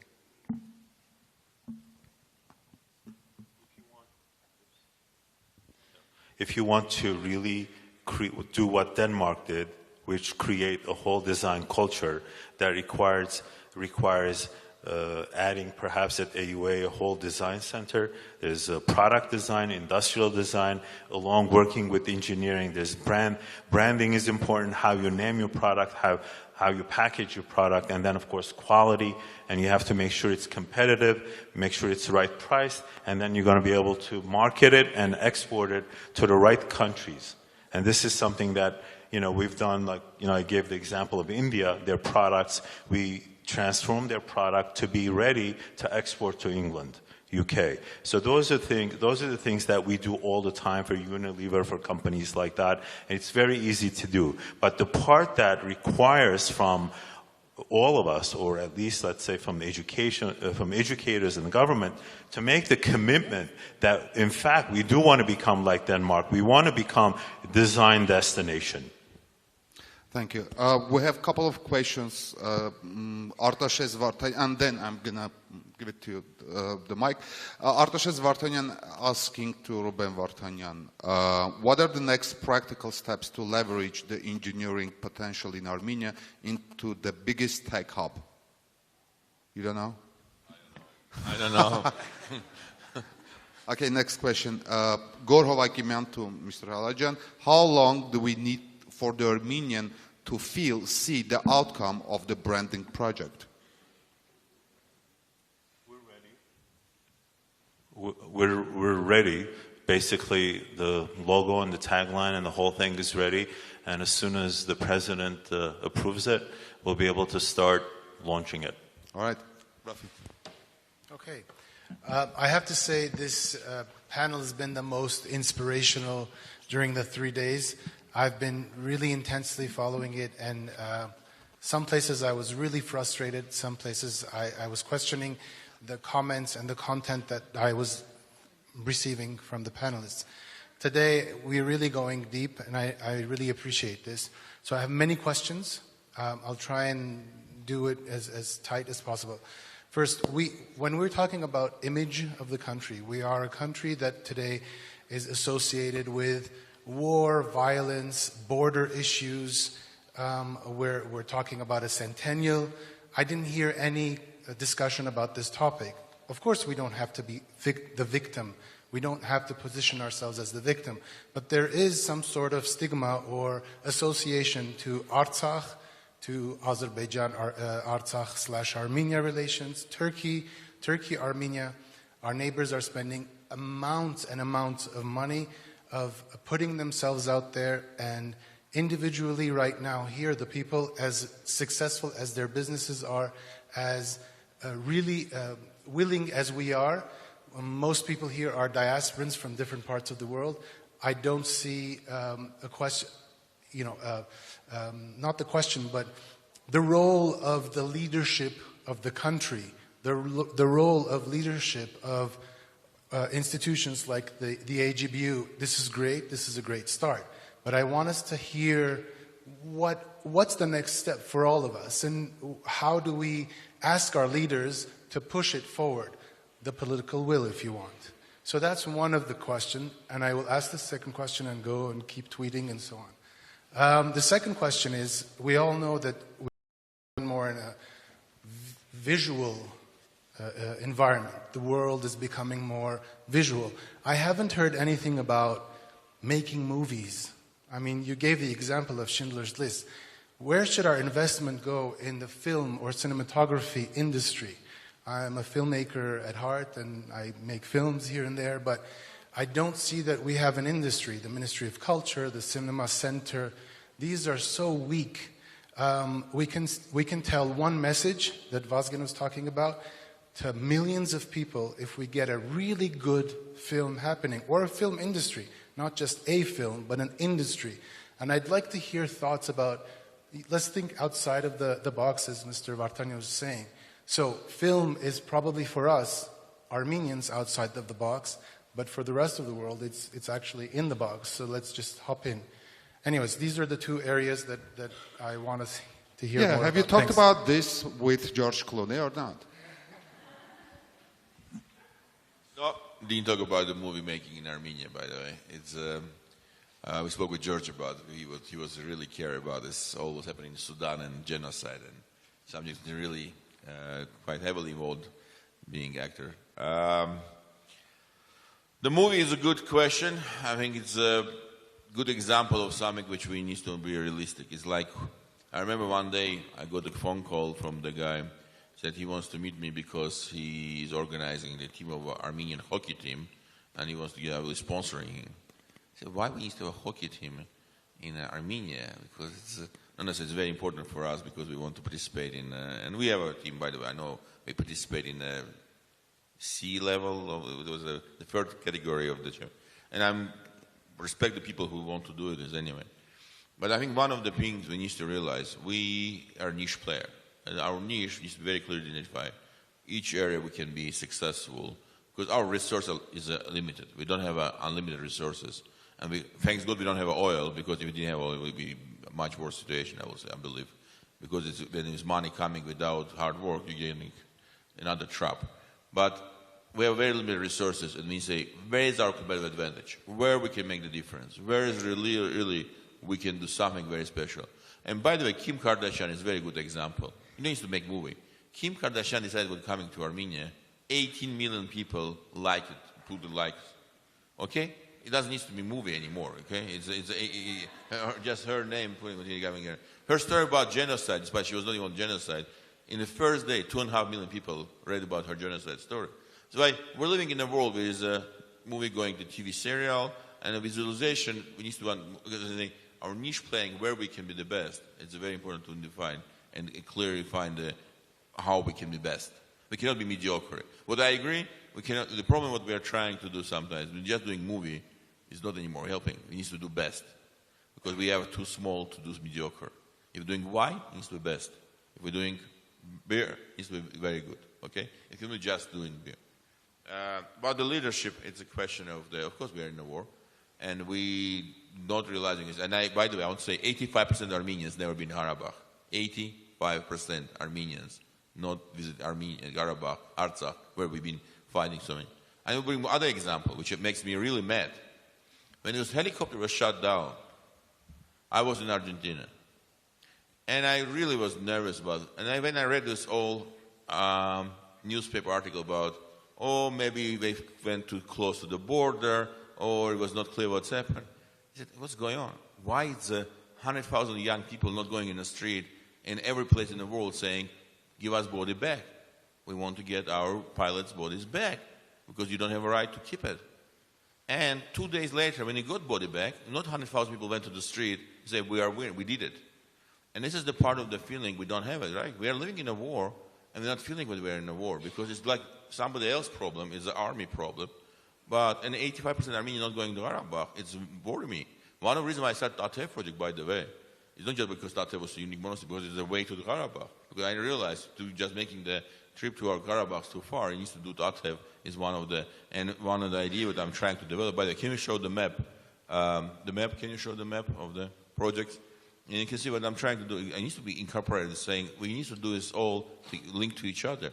Which is why it's not just because I like the something I'm doing Dilijan. Everybody asks me, do you have a Tatev relatives? I say, no. Do you have a Dilijan relatives? I say, no. Why are you doing project in Dilijan or Tatev? I say, because it's important strategically. But the leadership is to create a vision and try to see really what is the critical for the future, not today, but 20 years ahead or 10 years ahead. And the leader is not only one guy who's running the country. It's everybody in the business elite, in the public sector elite. It's everybody who needs to think about this way. What we need to do today with 20 years' time will be competitive. Okay, next question. My name's Lucy Vardanyan. I work for Homeland Development Initiative Foundation. I'm their festival coordinator. We've been listening a lot about branding and tourists, and yes, Armenia has an amazing potential to bring in a lot of tourists. We've proved that this country has scenery. We've proved that the people in this country have this amazing ability to give hospitality to our visitors, whether it's good wine, whether it's fantastic hotels in Yerevan. And Mr. Vardanyan, if you ever want to know a good restaurant, please give me a call. I'll give you a number of... I like Dolmama as well, but there are a few others. I think we've also proved the fact that we have a lot of things to bring in tourists to this country, including the festivals that we do, the very successful sheep shearing festival that took place last year at Halizo, which again will take place on the 6th of June. And also, we've also got other festivals around the country, and these do bring people. And what it does also is it creates this kind of uplifting effect within the community, gives them the opportunity to feel part of their country and to show the rest of the world what they have there. It also creates jobs. Now, my concern here is the fact that, yes, we have beautiful mountains providing skiing, extreme sports. We have excellent places for hiking. We have Lake Sevan for those who want to have that seaside effect of a holiday. But how do we bring these people when there is no national carrier?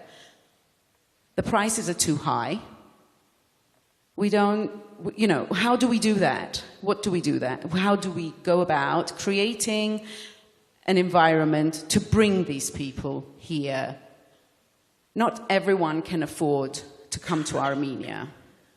Whom you ask? I just want to finish. I was born in Cyprus. After the Turkish invasion, the Cypriots decided to create a tourist environment. The first thing they did was create a national carrier. And as a child growing up, I always wanted to feel like, oh my God, my parents are going to send me to England, or my grandparents are going to send me to England to my parents. I've always wanted, and look forward to actually getting on Cyprus Airways and flying off. We need a national carrier, or we need an airline that will provide affordable prices to bring people into Armenia. Thank you. Was it a question or a speech? I mean, you want to react? Okay. A good point, but I totally disagree with you about national care. Because when you're talking about national care, it's emotions. We're talking about how to make the price cheaper. We had the national care, and ArmAs didn't make this us the easier accessibility to Armenia. We did a research looking at what is the key driver for the really bringing the people to a country like Armenia. And you're absolutely right. We need to do the best we can to attract airlines to come to Armenia. And monopoly never work well to anyone, any other industry. And by the way, aviation industry, one of the most expensive industry, in the last 70 years, never been profitable, always been loss maker. To keep your nation, by the way, Swiss, which is the most efficient government, in the end, bankrupt Swiss Airlines, which was the best, and we become part of the Lufthansa. And if you're in Air France, and I can go, most of European airlines keep the brand, but they not anymore belongs to the countries, they belong to the conglomerates. What we're trying to do, which is the best way to do, is open sky policy, saying everybody can compete, and if somebody wants to develop national care, like Southwest Airlines doing something very efficiently, very professionally, please, no problem. But to really attract Armenia to become in the map of we need to have a good airport, which we have, but we need to have a government policy, which we don't have fully. We have a declaration that they have open sky, but many things is not done, and the government didn't finalize all the decisions what needs to be made. And we need to go and try to bring the airlines. And I can tell you, we have 2 airlines who came to say, We're willing to fly to Armenia by €100 per ticket from 18 cities from Europe if government can provide us with some of the elements which needs to be done. And we show some, and I'm sure it's possible to get this type of the airlines, attract them and support them to come to Armenia. And will be flights needs to become €100 per ticket. But I don't think a national airline will, a national carrier will solve this problem for us if it will be based not market economy condition, but it will be based by monopoly condition, which was unfortunately the case in our country many years. Thank you, Հակոբ Ասատրյան. Հակոբ Ասատրյան, օրեր Եվրոպական ամսագրի գլխավոր խմբագիր Չեխիա։ Դուք խոսեցիք ձեր հաջողությունների մասին Հայաստանում, բայց կցանկանայի իմանալ ինչ դժվարություններ եք հաղթահարել, ինչ խոչընդոտներ եք հաղթահարել, որ հասել եք ձեր արդյունքին, հատկապես դա կարևոր է նրանց համար, ովքեր ուզում են ներդրում կատարել Հայաստանում եւ վախենում են դրանից։ Ասենք, եթե տիպիկ հայկական ինչ դժվարություններ կան, որոնք պետք է հաղթահարել լավ արդյունքի հասնելու համար։ Շնորհակալություն։ 10 problems you should know before start business in Armenia, as Huffington Post. Well, there's many problems. I think we face all of the similar problems. Team building, bureaucracy, and marketing your product. What is unique in Armenia is that if we want to create packaging, etc., to compete on the international market, most of the things have to come from outside, except our labor force, which we should also bring people in from outside to train them. And I think here, because all of us talk about how we care about people in the abstract and how we want Armenians, to have a better standing, I think what we can do, in each of us and each of you here who has a skill, if you come and train someone, then you already have a solution. And a lot of people talk about corruption and whatnot, but my father always says, if you don't leave room for error and you strive for excellence in your process and the product, you don't have to pay anyone off. Okay, thank you. In my organization, I'm going to be criticized for this probably, but we have imported from China a container of yarn because we could not find a consistent supply of quality yarn in the right colors in Armenia. Never a problem with customs, never had any disvarnera, nothing. Export as well. We have exported to the United States, we have exported to Russia. We're not having any bureaucratic problems. The problems we are having is access to fabrics, for example. AGBU wanted to order tents from us for their summer camp. We couldn't find the materials for it in this country. That's the biggest problem we've had, is having that raw material, as you mentioned, for your industry.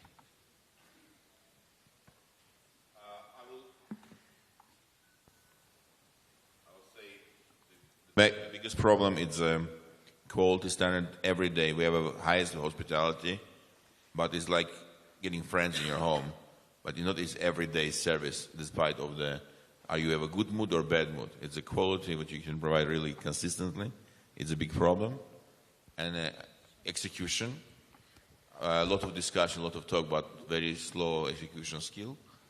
And the third, it's because we've been last 20 years in Armenia, not traveling abroad, and it's not only a question about elite, but people don't understand 8% people never left Armenia during the last 20 years because all we went to Kabuleti, which means we didn't see the best standard, we didn't see the benchmark. And this is why, to explain what the best, to build this school, we bring Serbian construction. I'm feeling shame to tell you, all of you, we bring Georgians and Serbians to build the school in Armenia because we couldn't find the high quality people to make this work.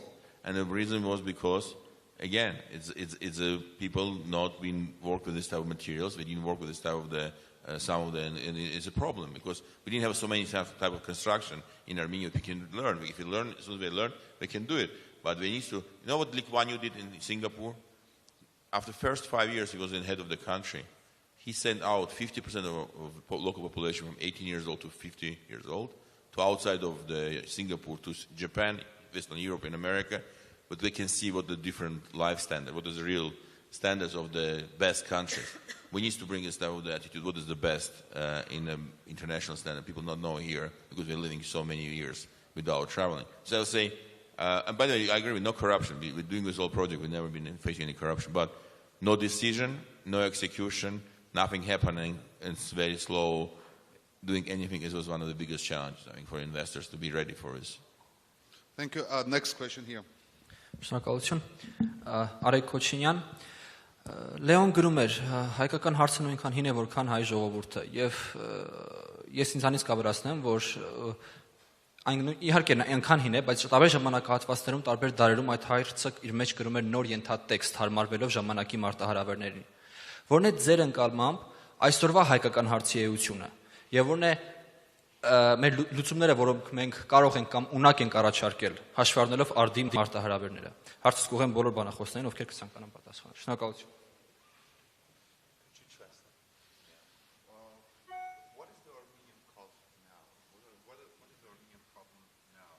Problem? Yes, question. Bigger question. How can we solve it? It's above my pay grade. I'm not sure I can also give I would say mediocreness. I think what is killing us, mediocreness. I would say it's one of the, when in genocide happened, Armenians, elite and non-ordinary people put a lot of effort to preserve Armenian culture, Armenian nation. When we've been very good, it's clear. But today, and when it was by the way, earthquake or the Karabakh war, a lot of diaspora Armenians, despite we've never been in Armenia, we didn't like what's going on, we didn't know what's going on, we want to help, we want support. That's why it's something critical happening, we are coming very concentrated. But what's happening now last 10 years, we are okay. We're getting oligarchs who are doing okay in Armenia. We have people, in the wedding, you cannot find restaurants in Armenia. All the restaurants are fully booked because the weddings or baptizing kids, and this is all going 300 people, 400 people. And we're getting remittance money coming. And I would say mediocreness is killing us. And it's just one of the most dangerous diseases which I think we have today in Armenia. Because just living okay, being between Nicaragua or Panama, which I very highly respect this country, it's no problem, but just being one of them is, I think, is becoming very dangerous.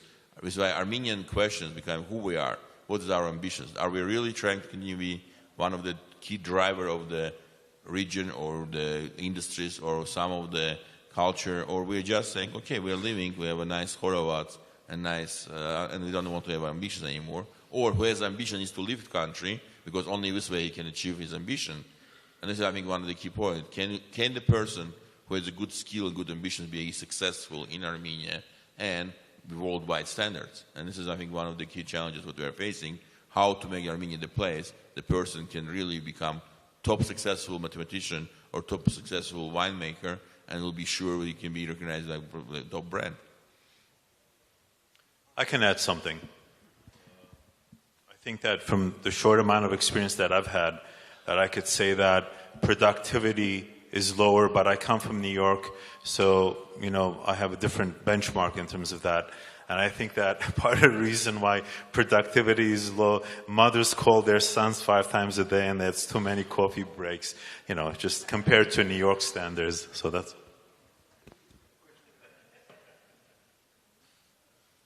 Thank you, distinguished panel. My name is Ara Markosyan. I represent the first Armenian 100% natural cosmetics company called Nairian. My question is, though, about something else. We talked about branding Armenia and using for branding Armenia education, wine, tourism, which requires lots of investment and time and effort. How about something we already have? We have a lot and world class. It's art and music. As an example of great branding, R.F. Petrosyan's stained glass is now at the ceiling of Euro Parliament's main hall, right? Can we leverage this? Can we leverage hundreds and thousands of artists and musicians that are pretty well known in the world, but they're on their own? Thank you.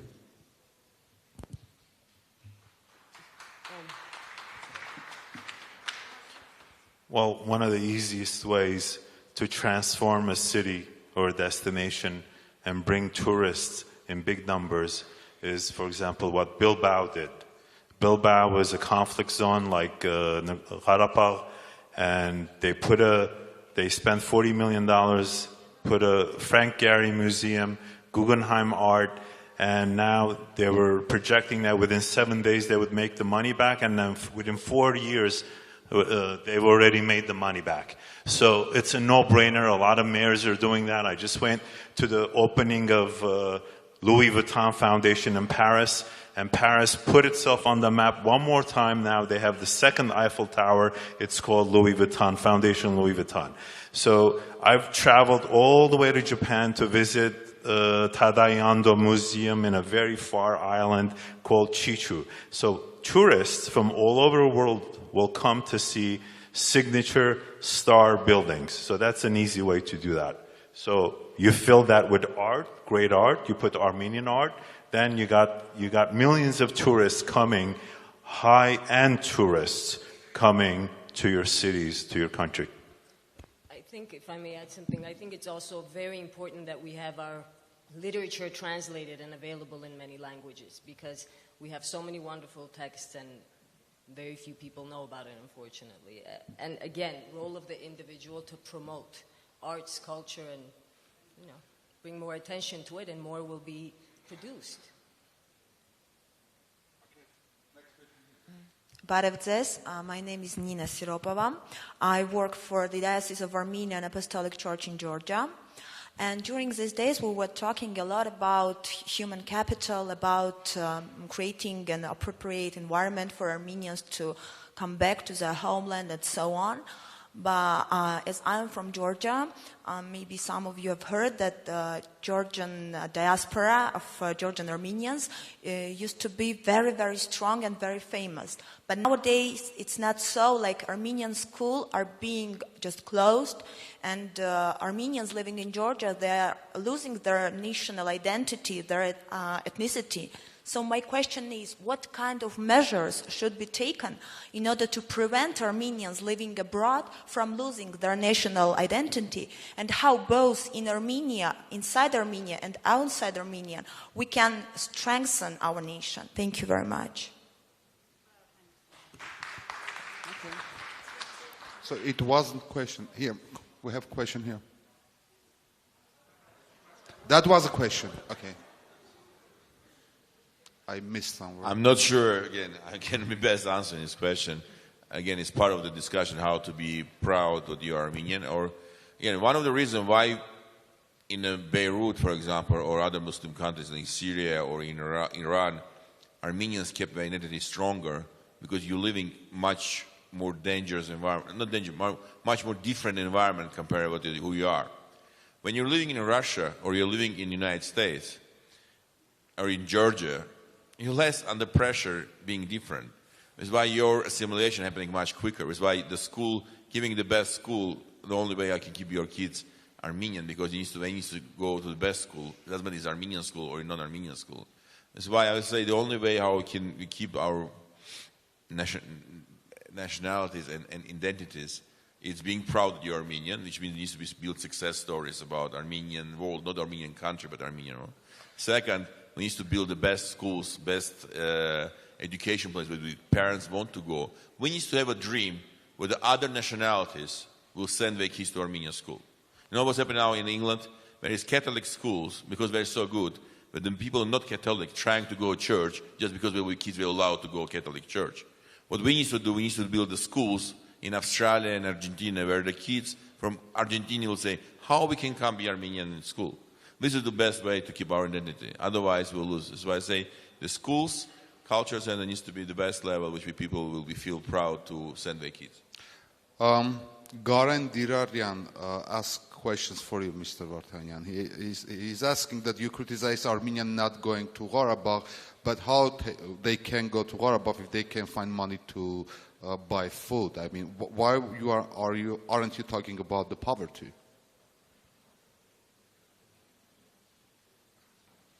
Yes, it's a poverty in Armenia. It's a lot of people that have no money to travel, and unfortunately they don't have a job, and so we can talk about this. But at the same time, like I said, again, we can see, despite this all, some people who want to go, they go by I saw that some people take the bicycles and went to the Karabakh because they want to go see it. It's a question, if you want it, you can find a way how to do it. I saw the people coming to that have from the very poor region, but they collect the money, they hire the car together for 4 of them, and just decide because they want to come to see it. It's a question, are you wanted to do it or not?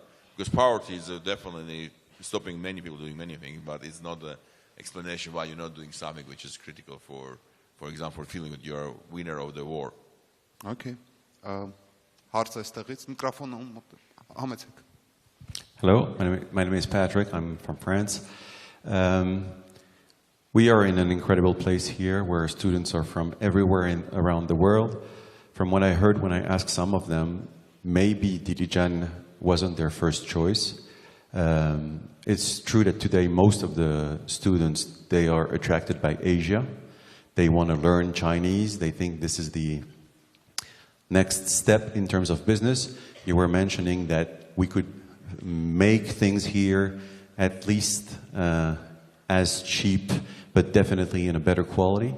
So maybe we need to educate those people. You have 48 nationality here this year. Next year you intend to have more than 60.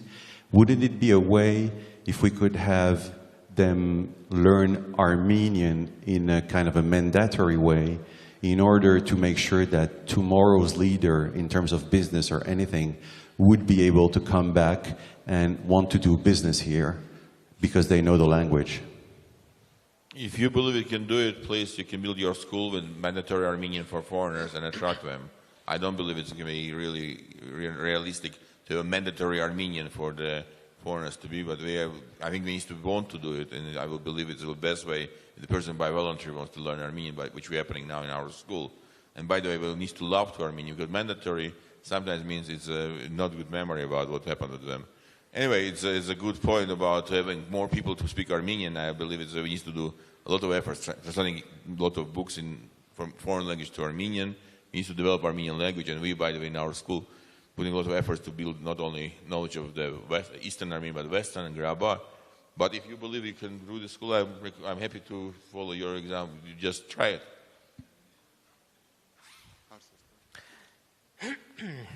Karen Komendarian, ABC Connection. First of all, I would like to appreciate this event, the organizers of the event, and to greet all the participants.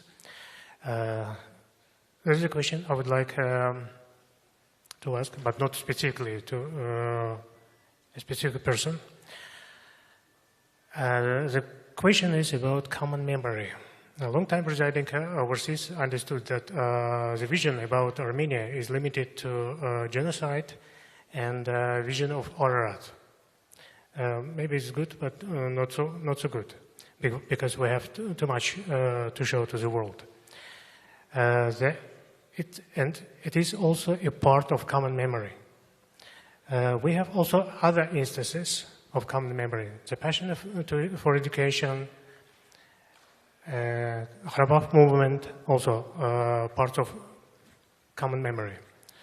The question is, do we have something else besides all I have listed already as a part of common memory to inspire, to engage, and to strengthen the nation?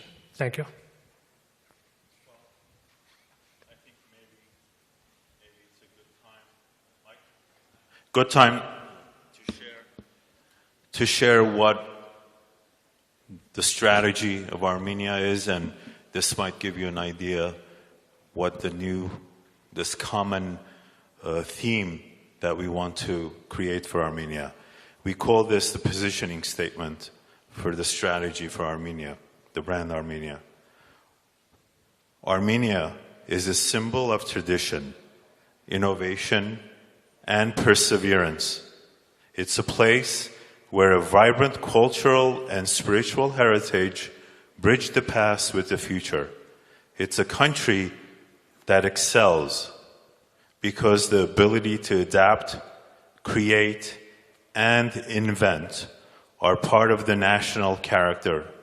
And no matter where on earth and what point in time, its people thrive knowing they will always be part of an irrepressible, passionate nation. The impression of Armenia is eternal. So this is the kind of story that we want to create for Armenia. Powerful, optimistic, forward-looking, and maybe in a few minutes I will share some of the tagline ideas we have, which we've narrowed down to 4 taglines. And I would like this audience, because you are great brand ambassadors for the Armenia brand, to give me your opinion. Maybe we take a little vote, which tagline they prefer the best. Let's do it now. Right now? Yes. Okay. The first tagline, Armenia, where history is made. Second tagline, Armenia, home eternal. Third, Armenia, the story is just beginning. Fourth, Armenia rewards the bold. So the first one, everyone who wants to vote for number 1, which is Armenia, where history is made, please raise your hands and someone count the hands for me. Armenia, where history is made. Repeat them all. Armenia, where history is made. Number 2, Armenia, home eternal. Number 3, Armenia, the story is just beginning. Number 4, Armenia rewards the bold. Rewards, yeah. So, rewards. The bold? The bold. Oh, okay. Oh. Like, okay. Like an entrepreneur, you know. Oh, okay. I thought the bold. Okay, number 3, obvious, because the number 3. Let's vote. Let's vote? Okay. Can vote, yeah. Let's start again. Number 1. Number 1, raise your hand, Armenia, where history is made.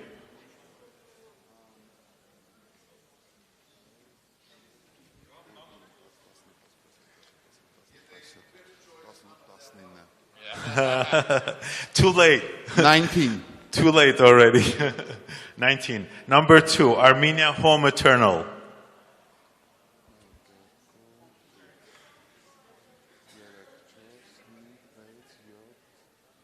Seven. Number 3, Armenia, the story is just beginning.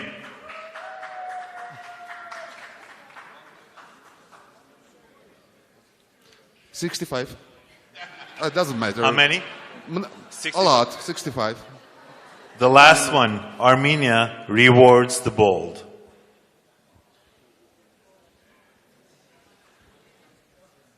$8. 9. So the winner with the AGBU group is Armenia, the story is just beginning. Is that right? Okay.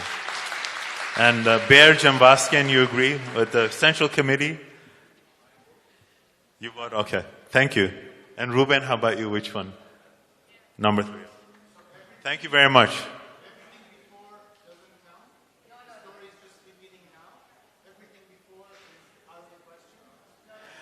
No, the history, we're not talking about history is just beginning, we're talking about story.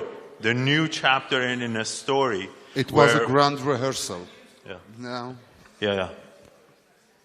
Okay, եւ մենք մոտենում ենք ավարտին, վերջին խոսքի հնարավորության պարոն Վարդանյան, եկեք ձեզ տանք ու դրանից հետո ավարտենք արդեն մոտենում ենք։ Որովհետեւ հարցը նաեւ շատ ընդհանուր է։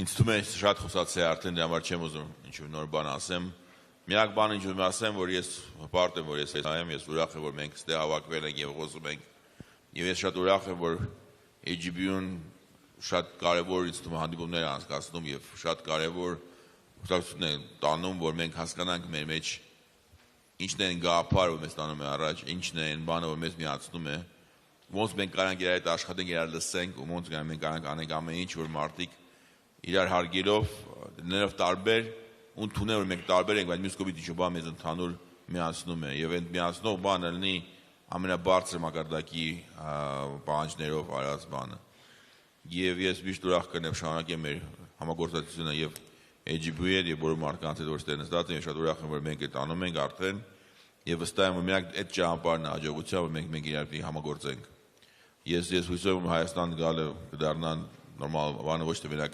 հարյուրամյակի հետ կապված, բայց ընդհանուր Հայաստան գալը կդառնա in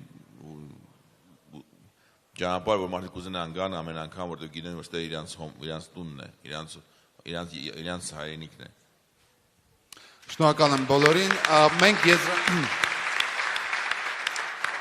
Մենք եզրափակում ենք երրորդյա քննարկումները, այժմ շատ կարճ coffee break, որից հետո արդեն ձայնը կտանք Պեսետրակյանին, որը կամփոփի մեր երրորդյա քննարկումները։ Հիմա coffee break. I was told coffee break. Or not? Կներեք։ No break. Okay, let's hear Pesetrakyan and then go for coffee break. Please have a seat back. Please have a seat. Okay, Pardon Pesetrakyan.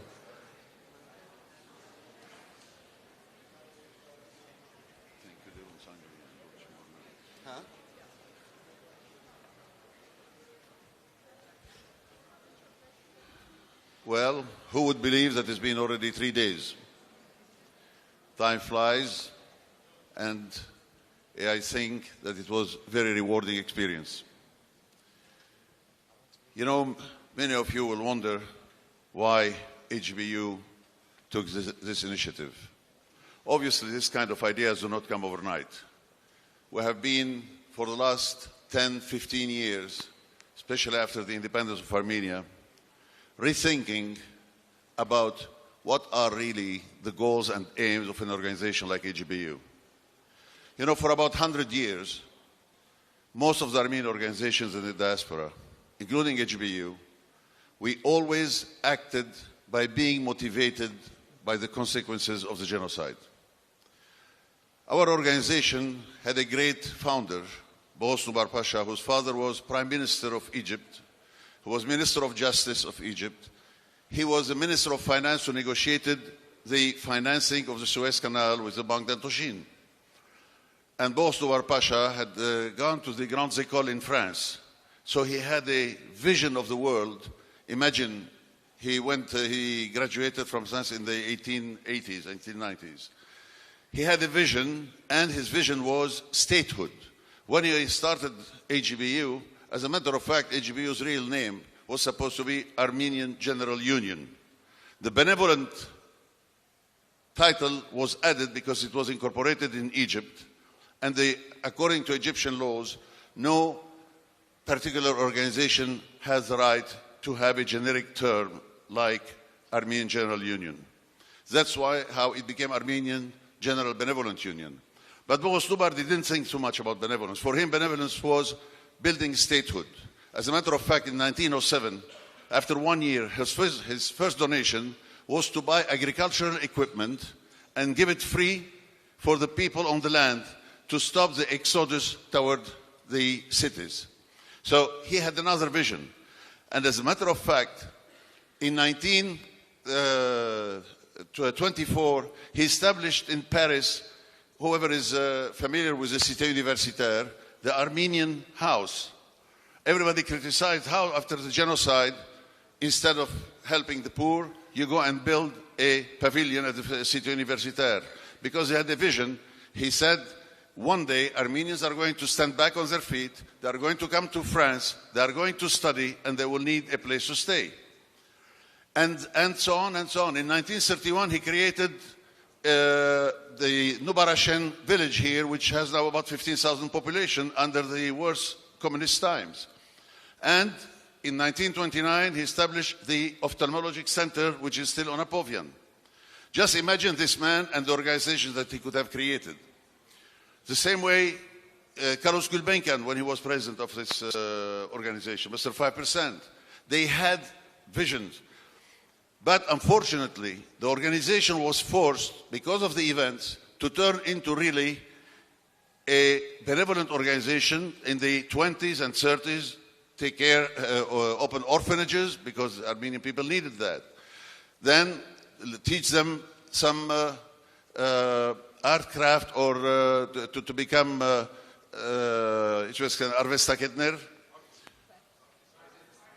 artisans, so that they can secure a living, and on and on. And then we had schools. So the organization always has been practically held hostage by the consequences of the genocide. And it continued, and unfortunately, suddenly, we had the first revolution in Egypt with the nationalization with Abdel Nasser. And in 1952-53, the Armenian community of Egypt of 80,000 was presently there about 5,000.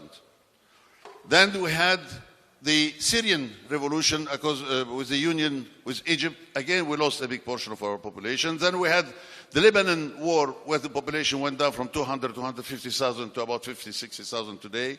And Iran, and now again Syria, and again Iraq. So whether we like it or not, these humanitarian issues held us hostage for a whole century. But since the independence of Armenia, we started thinking, what is the future of our nation? Because I don't believe that we have Armenia and diaspora. We are one nation. Every member of the state is a member of the nation, but every member of the nation is not a member of the state. We have just this difference. And we don't have the right too much by being member of a nation, living in Los Angeles or Burj Hamid or somewhere, to come and tell the state what to do. We will contribute for a betterment of this country. Why? It is also with self-interest. Because the diaspora, we read the conclusion. We used to have in the 20s and 30s and 40s and 30s and 60s one diaspora. What was this one diaspora? If you had visited all the diaspora communities, there was one common denominator. They all came from one source, the Middle East, either to Marseille, Greece and South America, or Aleppo, Beirut, and the New World. But one thing, all the leaders of our chapters had common denominator, the nostalgia of the old country. The Armenian language, keeping the traditions, and the fear of being integrated. Many of our schools in the New World have been established mostly for the benefit of the parents who wanted to have an Armenian social milieu so that through their children going to Armenian school, they have a raison d'être. Today, we have a third generation. In our diaspora especially, while we have the problem of immigration from Armenia, we have also the question of the immigration of the diasporans to the outside world and the risk of forgetting who they are. So the crisis is global. We reach the conclusion that we have to, first of all, use the genocide's centennial to start a new chapter in the life of our organization and thus in the life, hopefully, of the diaspora.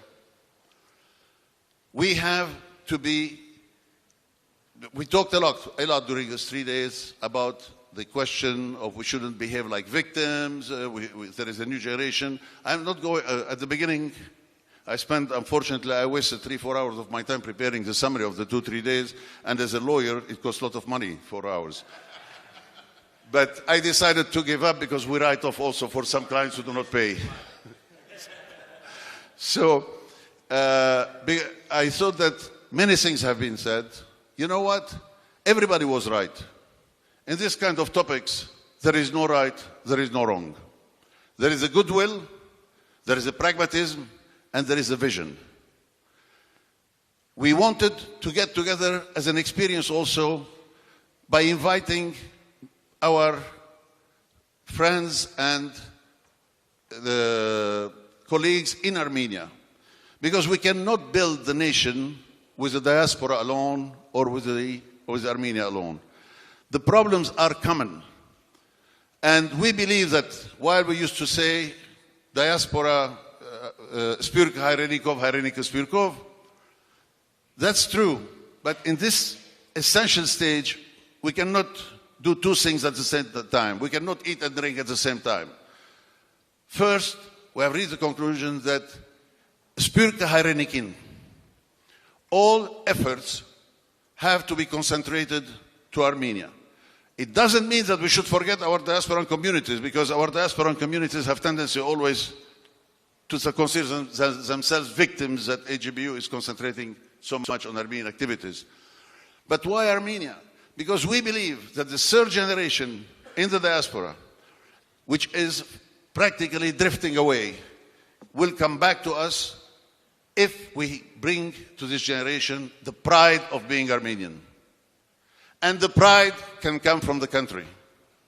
If Armenia will not become a source of pride, whether we have Armenia or not is not going to make any difference with the new generation. If we really succeed in having a strong country economically, politically, socially, and we can do it. You said that we are not more intelligent than others. You're right, but I believe sometimes there are some people who have some IQs or other reasons, and maybe historical circumstances which force them not only to be more acceptable, malleable, but also to be different. And I think that sometimes I think about my own career. I was born in Lebanon. I studied law in Lebanon. I studied in French. I went to the United States. And so I lived in 3 different cultures.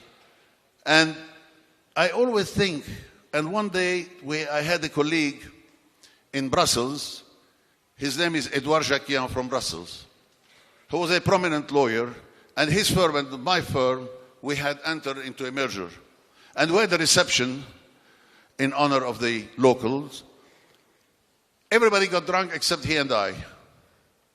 And then we whispered to each other, said, you know, because we have always this somehow complex that we want to make sure that we don't do a mistake, while the others do not have so much this sense. So there is something that most probably, as we say in the diaspora, in the Middle East, up to recently, we haven't been integrated. If I take Lebanon, in general, we are just starting now, maybe after 100 years, to be integrated in the Lebanese community. So we have, our message to our chapters has been, and we are having some tension, obviously, we have to get out, not out of our box, but out of our enclave. We have to be successful. Imagine in the United States in 1984, we had the governor of the 7th largest economy in the world, California. We had 1.5 congressmen, 1 full and 1 half. We had the Speaker of the House of Massachusetts, a very strong, powerful position. We had the Senate Majority Leader of New Jersey. We had the Majority Leader of the Assembly of California. We had 3 out of the 7 justices of the Supreme Court of California. And our dear Jewish community had Jacob Javits as senator and had the mayor of New York. Look where is the Jewish community today in America. And look where we are. The highest elected official today in America is one of the 24 members of the City Council of Los Angeles. What happened to us? These are the issues that we have to think, because everything is interrelated. If we don't get strong in the diaspora and communities, we are not going to be able to help. So we are actually, AGBU is in a soul-searching mode. We believe that if we continue our old trend, maybe in 20, 25 years, will become really irrelevant. And I should say that our cooperation with Ruben, Nubar, and some of our board members, Sam, Joseph Woodland, we started a joint thinking, because by the end of the day, neither Ruben, nor we, nor anybody has any self-interest. We all can do something else. But we believe that the result of this soul-searching, and your input is extremely important, and that's why we organize this gathering. And my hope is that, at least in Armenia, we continue this effort with the link with the diaspora and with the bridges. I would like to conclude by, first of all, thanking you all for being here. It's really very impressive. I never thought that we would have such an attendance. I would like to thank all our delegates, the 2 gentlemen from São Paulo, Brazil, our friends from Argentina, our friends from Uruguay, our friends from Lebanon, from Syria, from France, and I don't want to continue because if I miss somebody, then they tell me I'm discriminating. Australia, everywhere. And let me tell you, in recent years, the last 10 years, we have new communities because of the immigration of the Armenians from Armenia.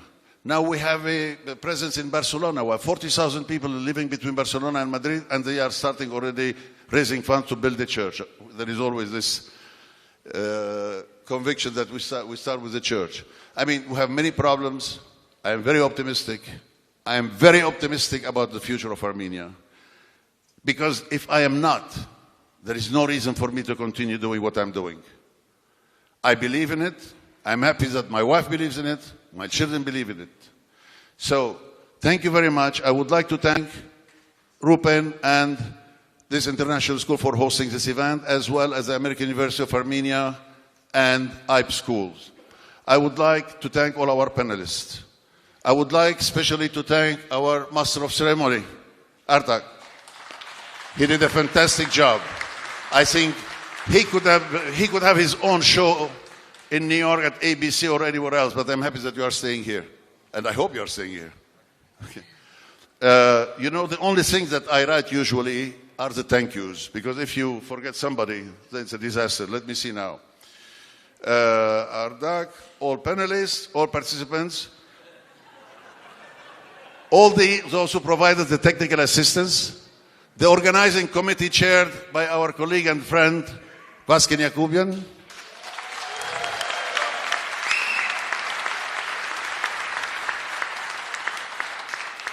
I would like to express special thanks to Talar Kazanjan, who is not here today,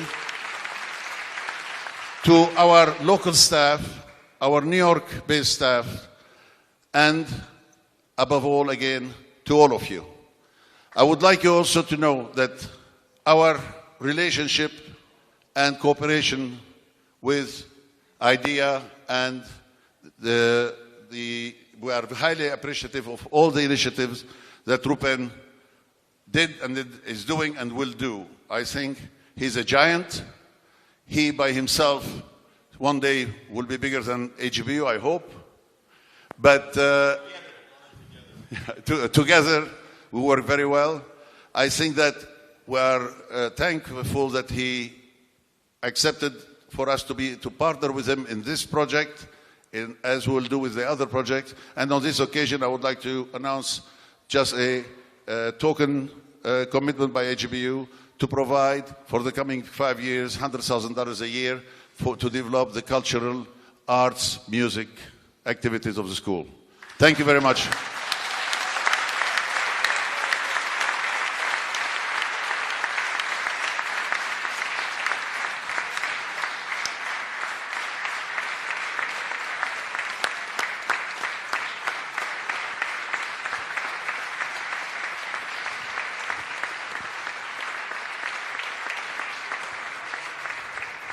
Հիմա coffee break.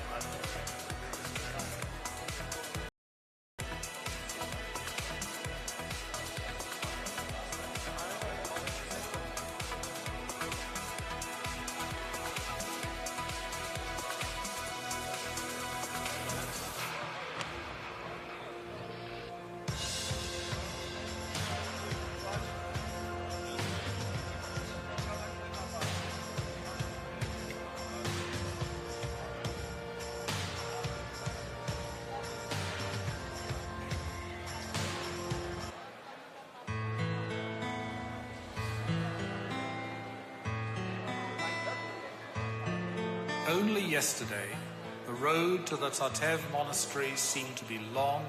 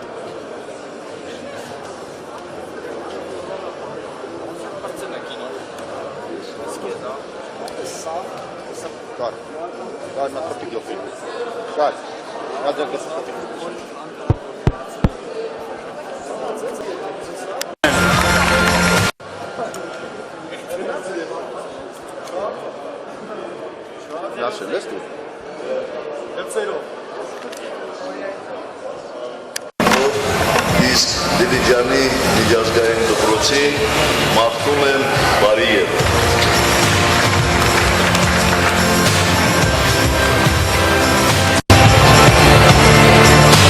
За svaku državu i narod otvaranje škole je poseban praznik.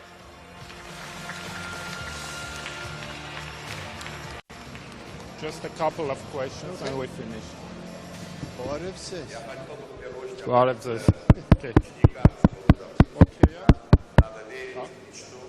Okay. Այսօր Civilnet-ի կողմից Հայկական բարեգործական ընդհանուր միության զրույցների երրորդ շարքն էր, որը տեղի ունեցավ Դիլիջանի միջազգային դպրոցում եւ այս ընթացքում 3 զրույցներն էլ հեռարձակվել են Civilnet-ով, դուք կարող եք դրանք դիտել արդեն մեր կայքում եւ բավական հետաքրքիր խոսակցություններ էին, զրույցներ էին, որոնց կենտրոնում Հայաստանը եւ հայությունն էր. And I was talking about these AGBU talks that were held during these 3 days. And Tim, if I'm not mistaken, you are the only foreigner to come here as a speaker, as a panelist. And it's also quite symbolic that all these 3 talks were held in educational institutions.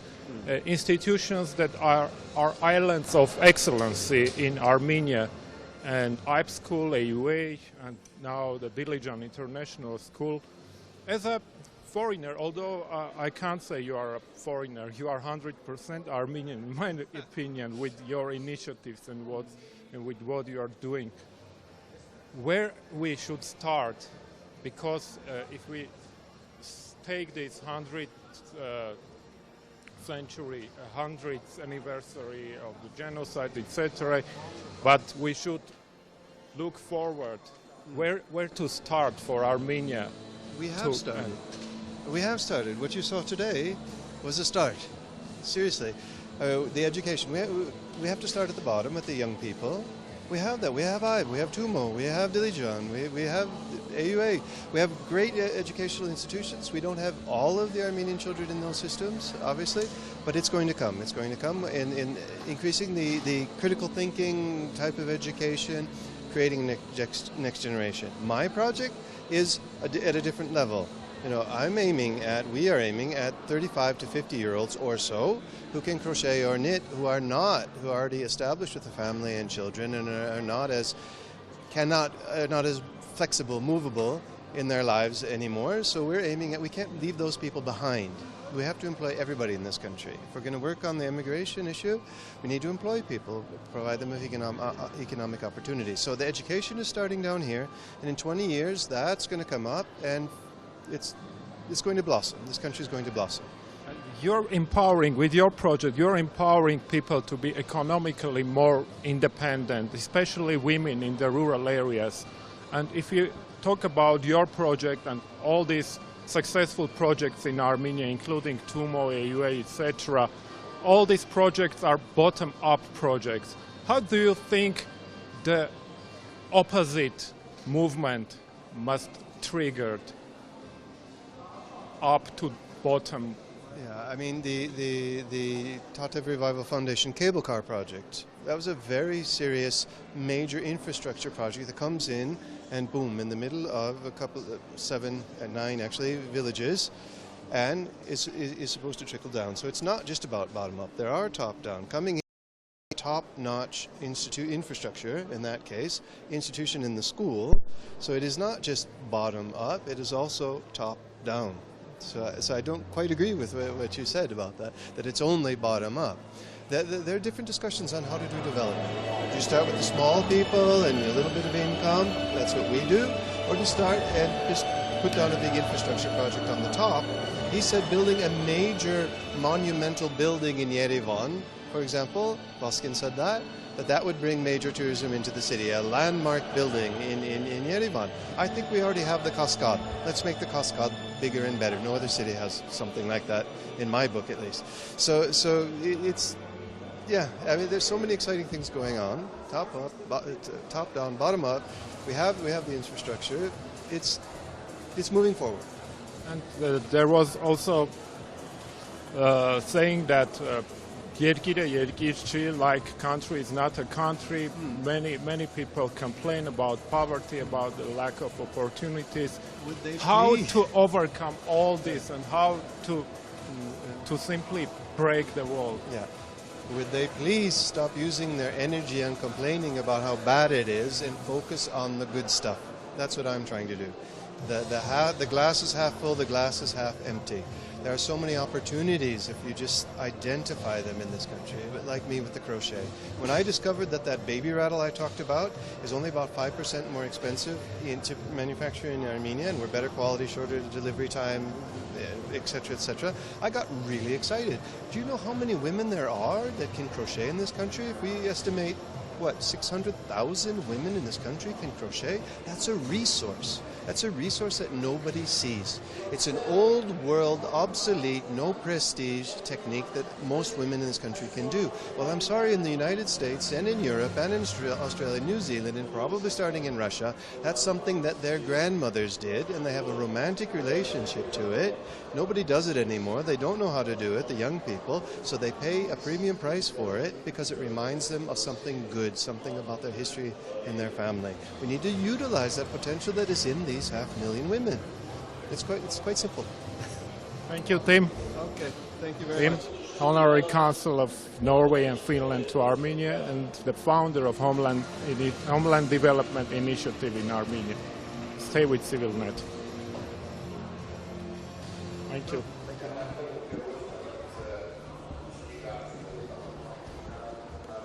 you.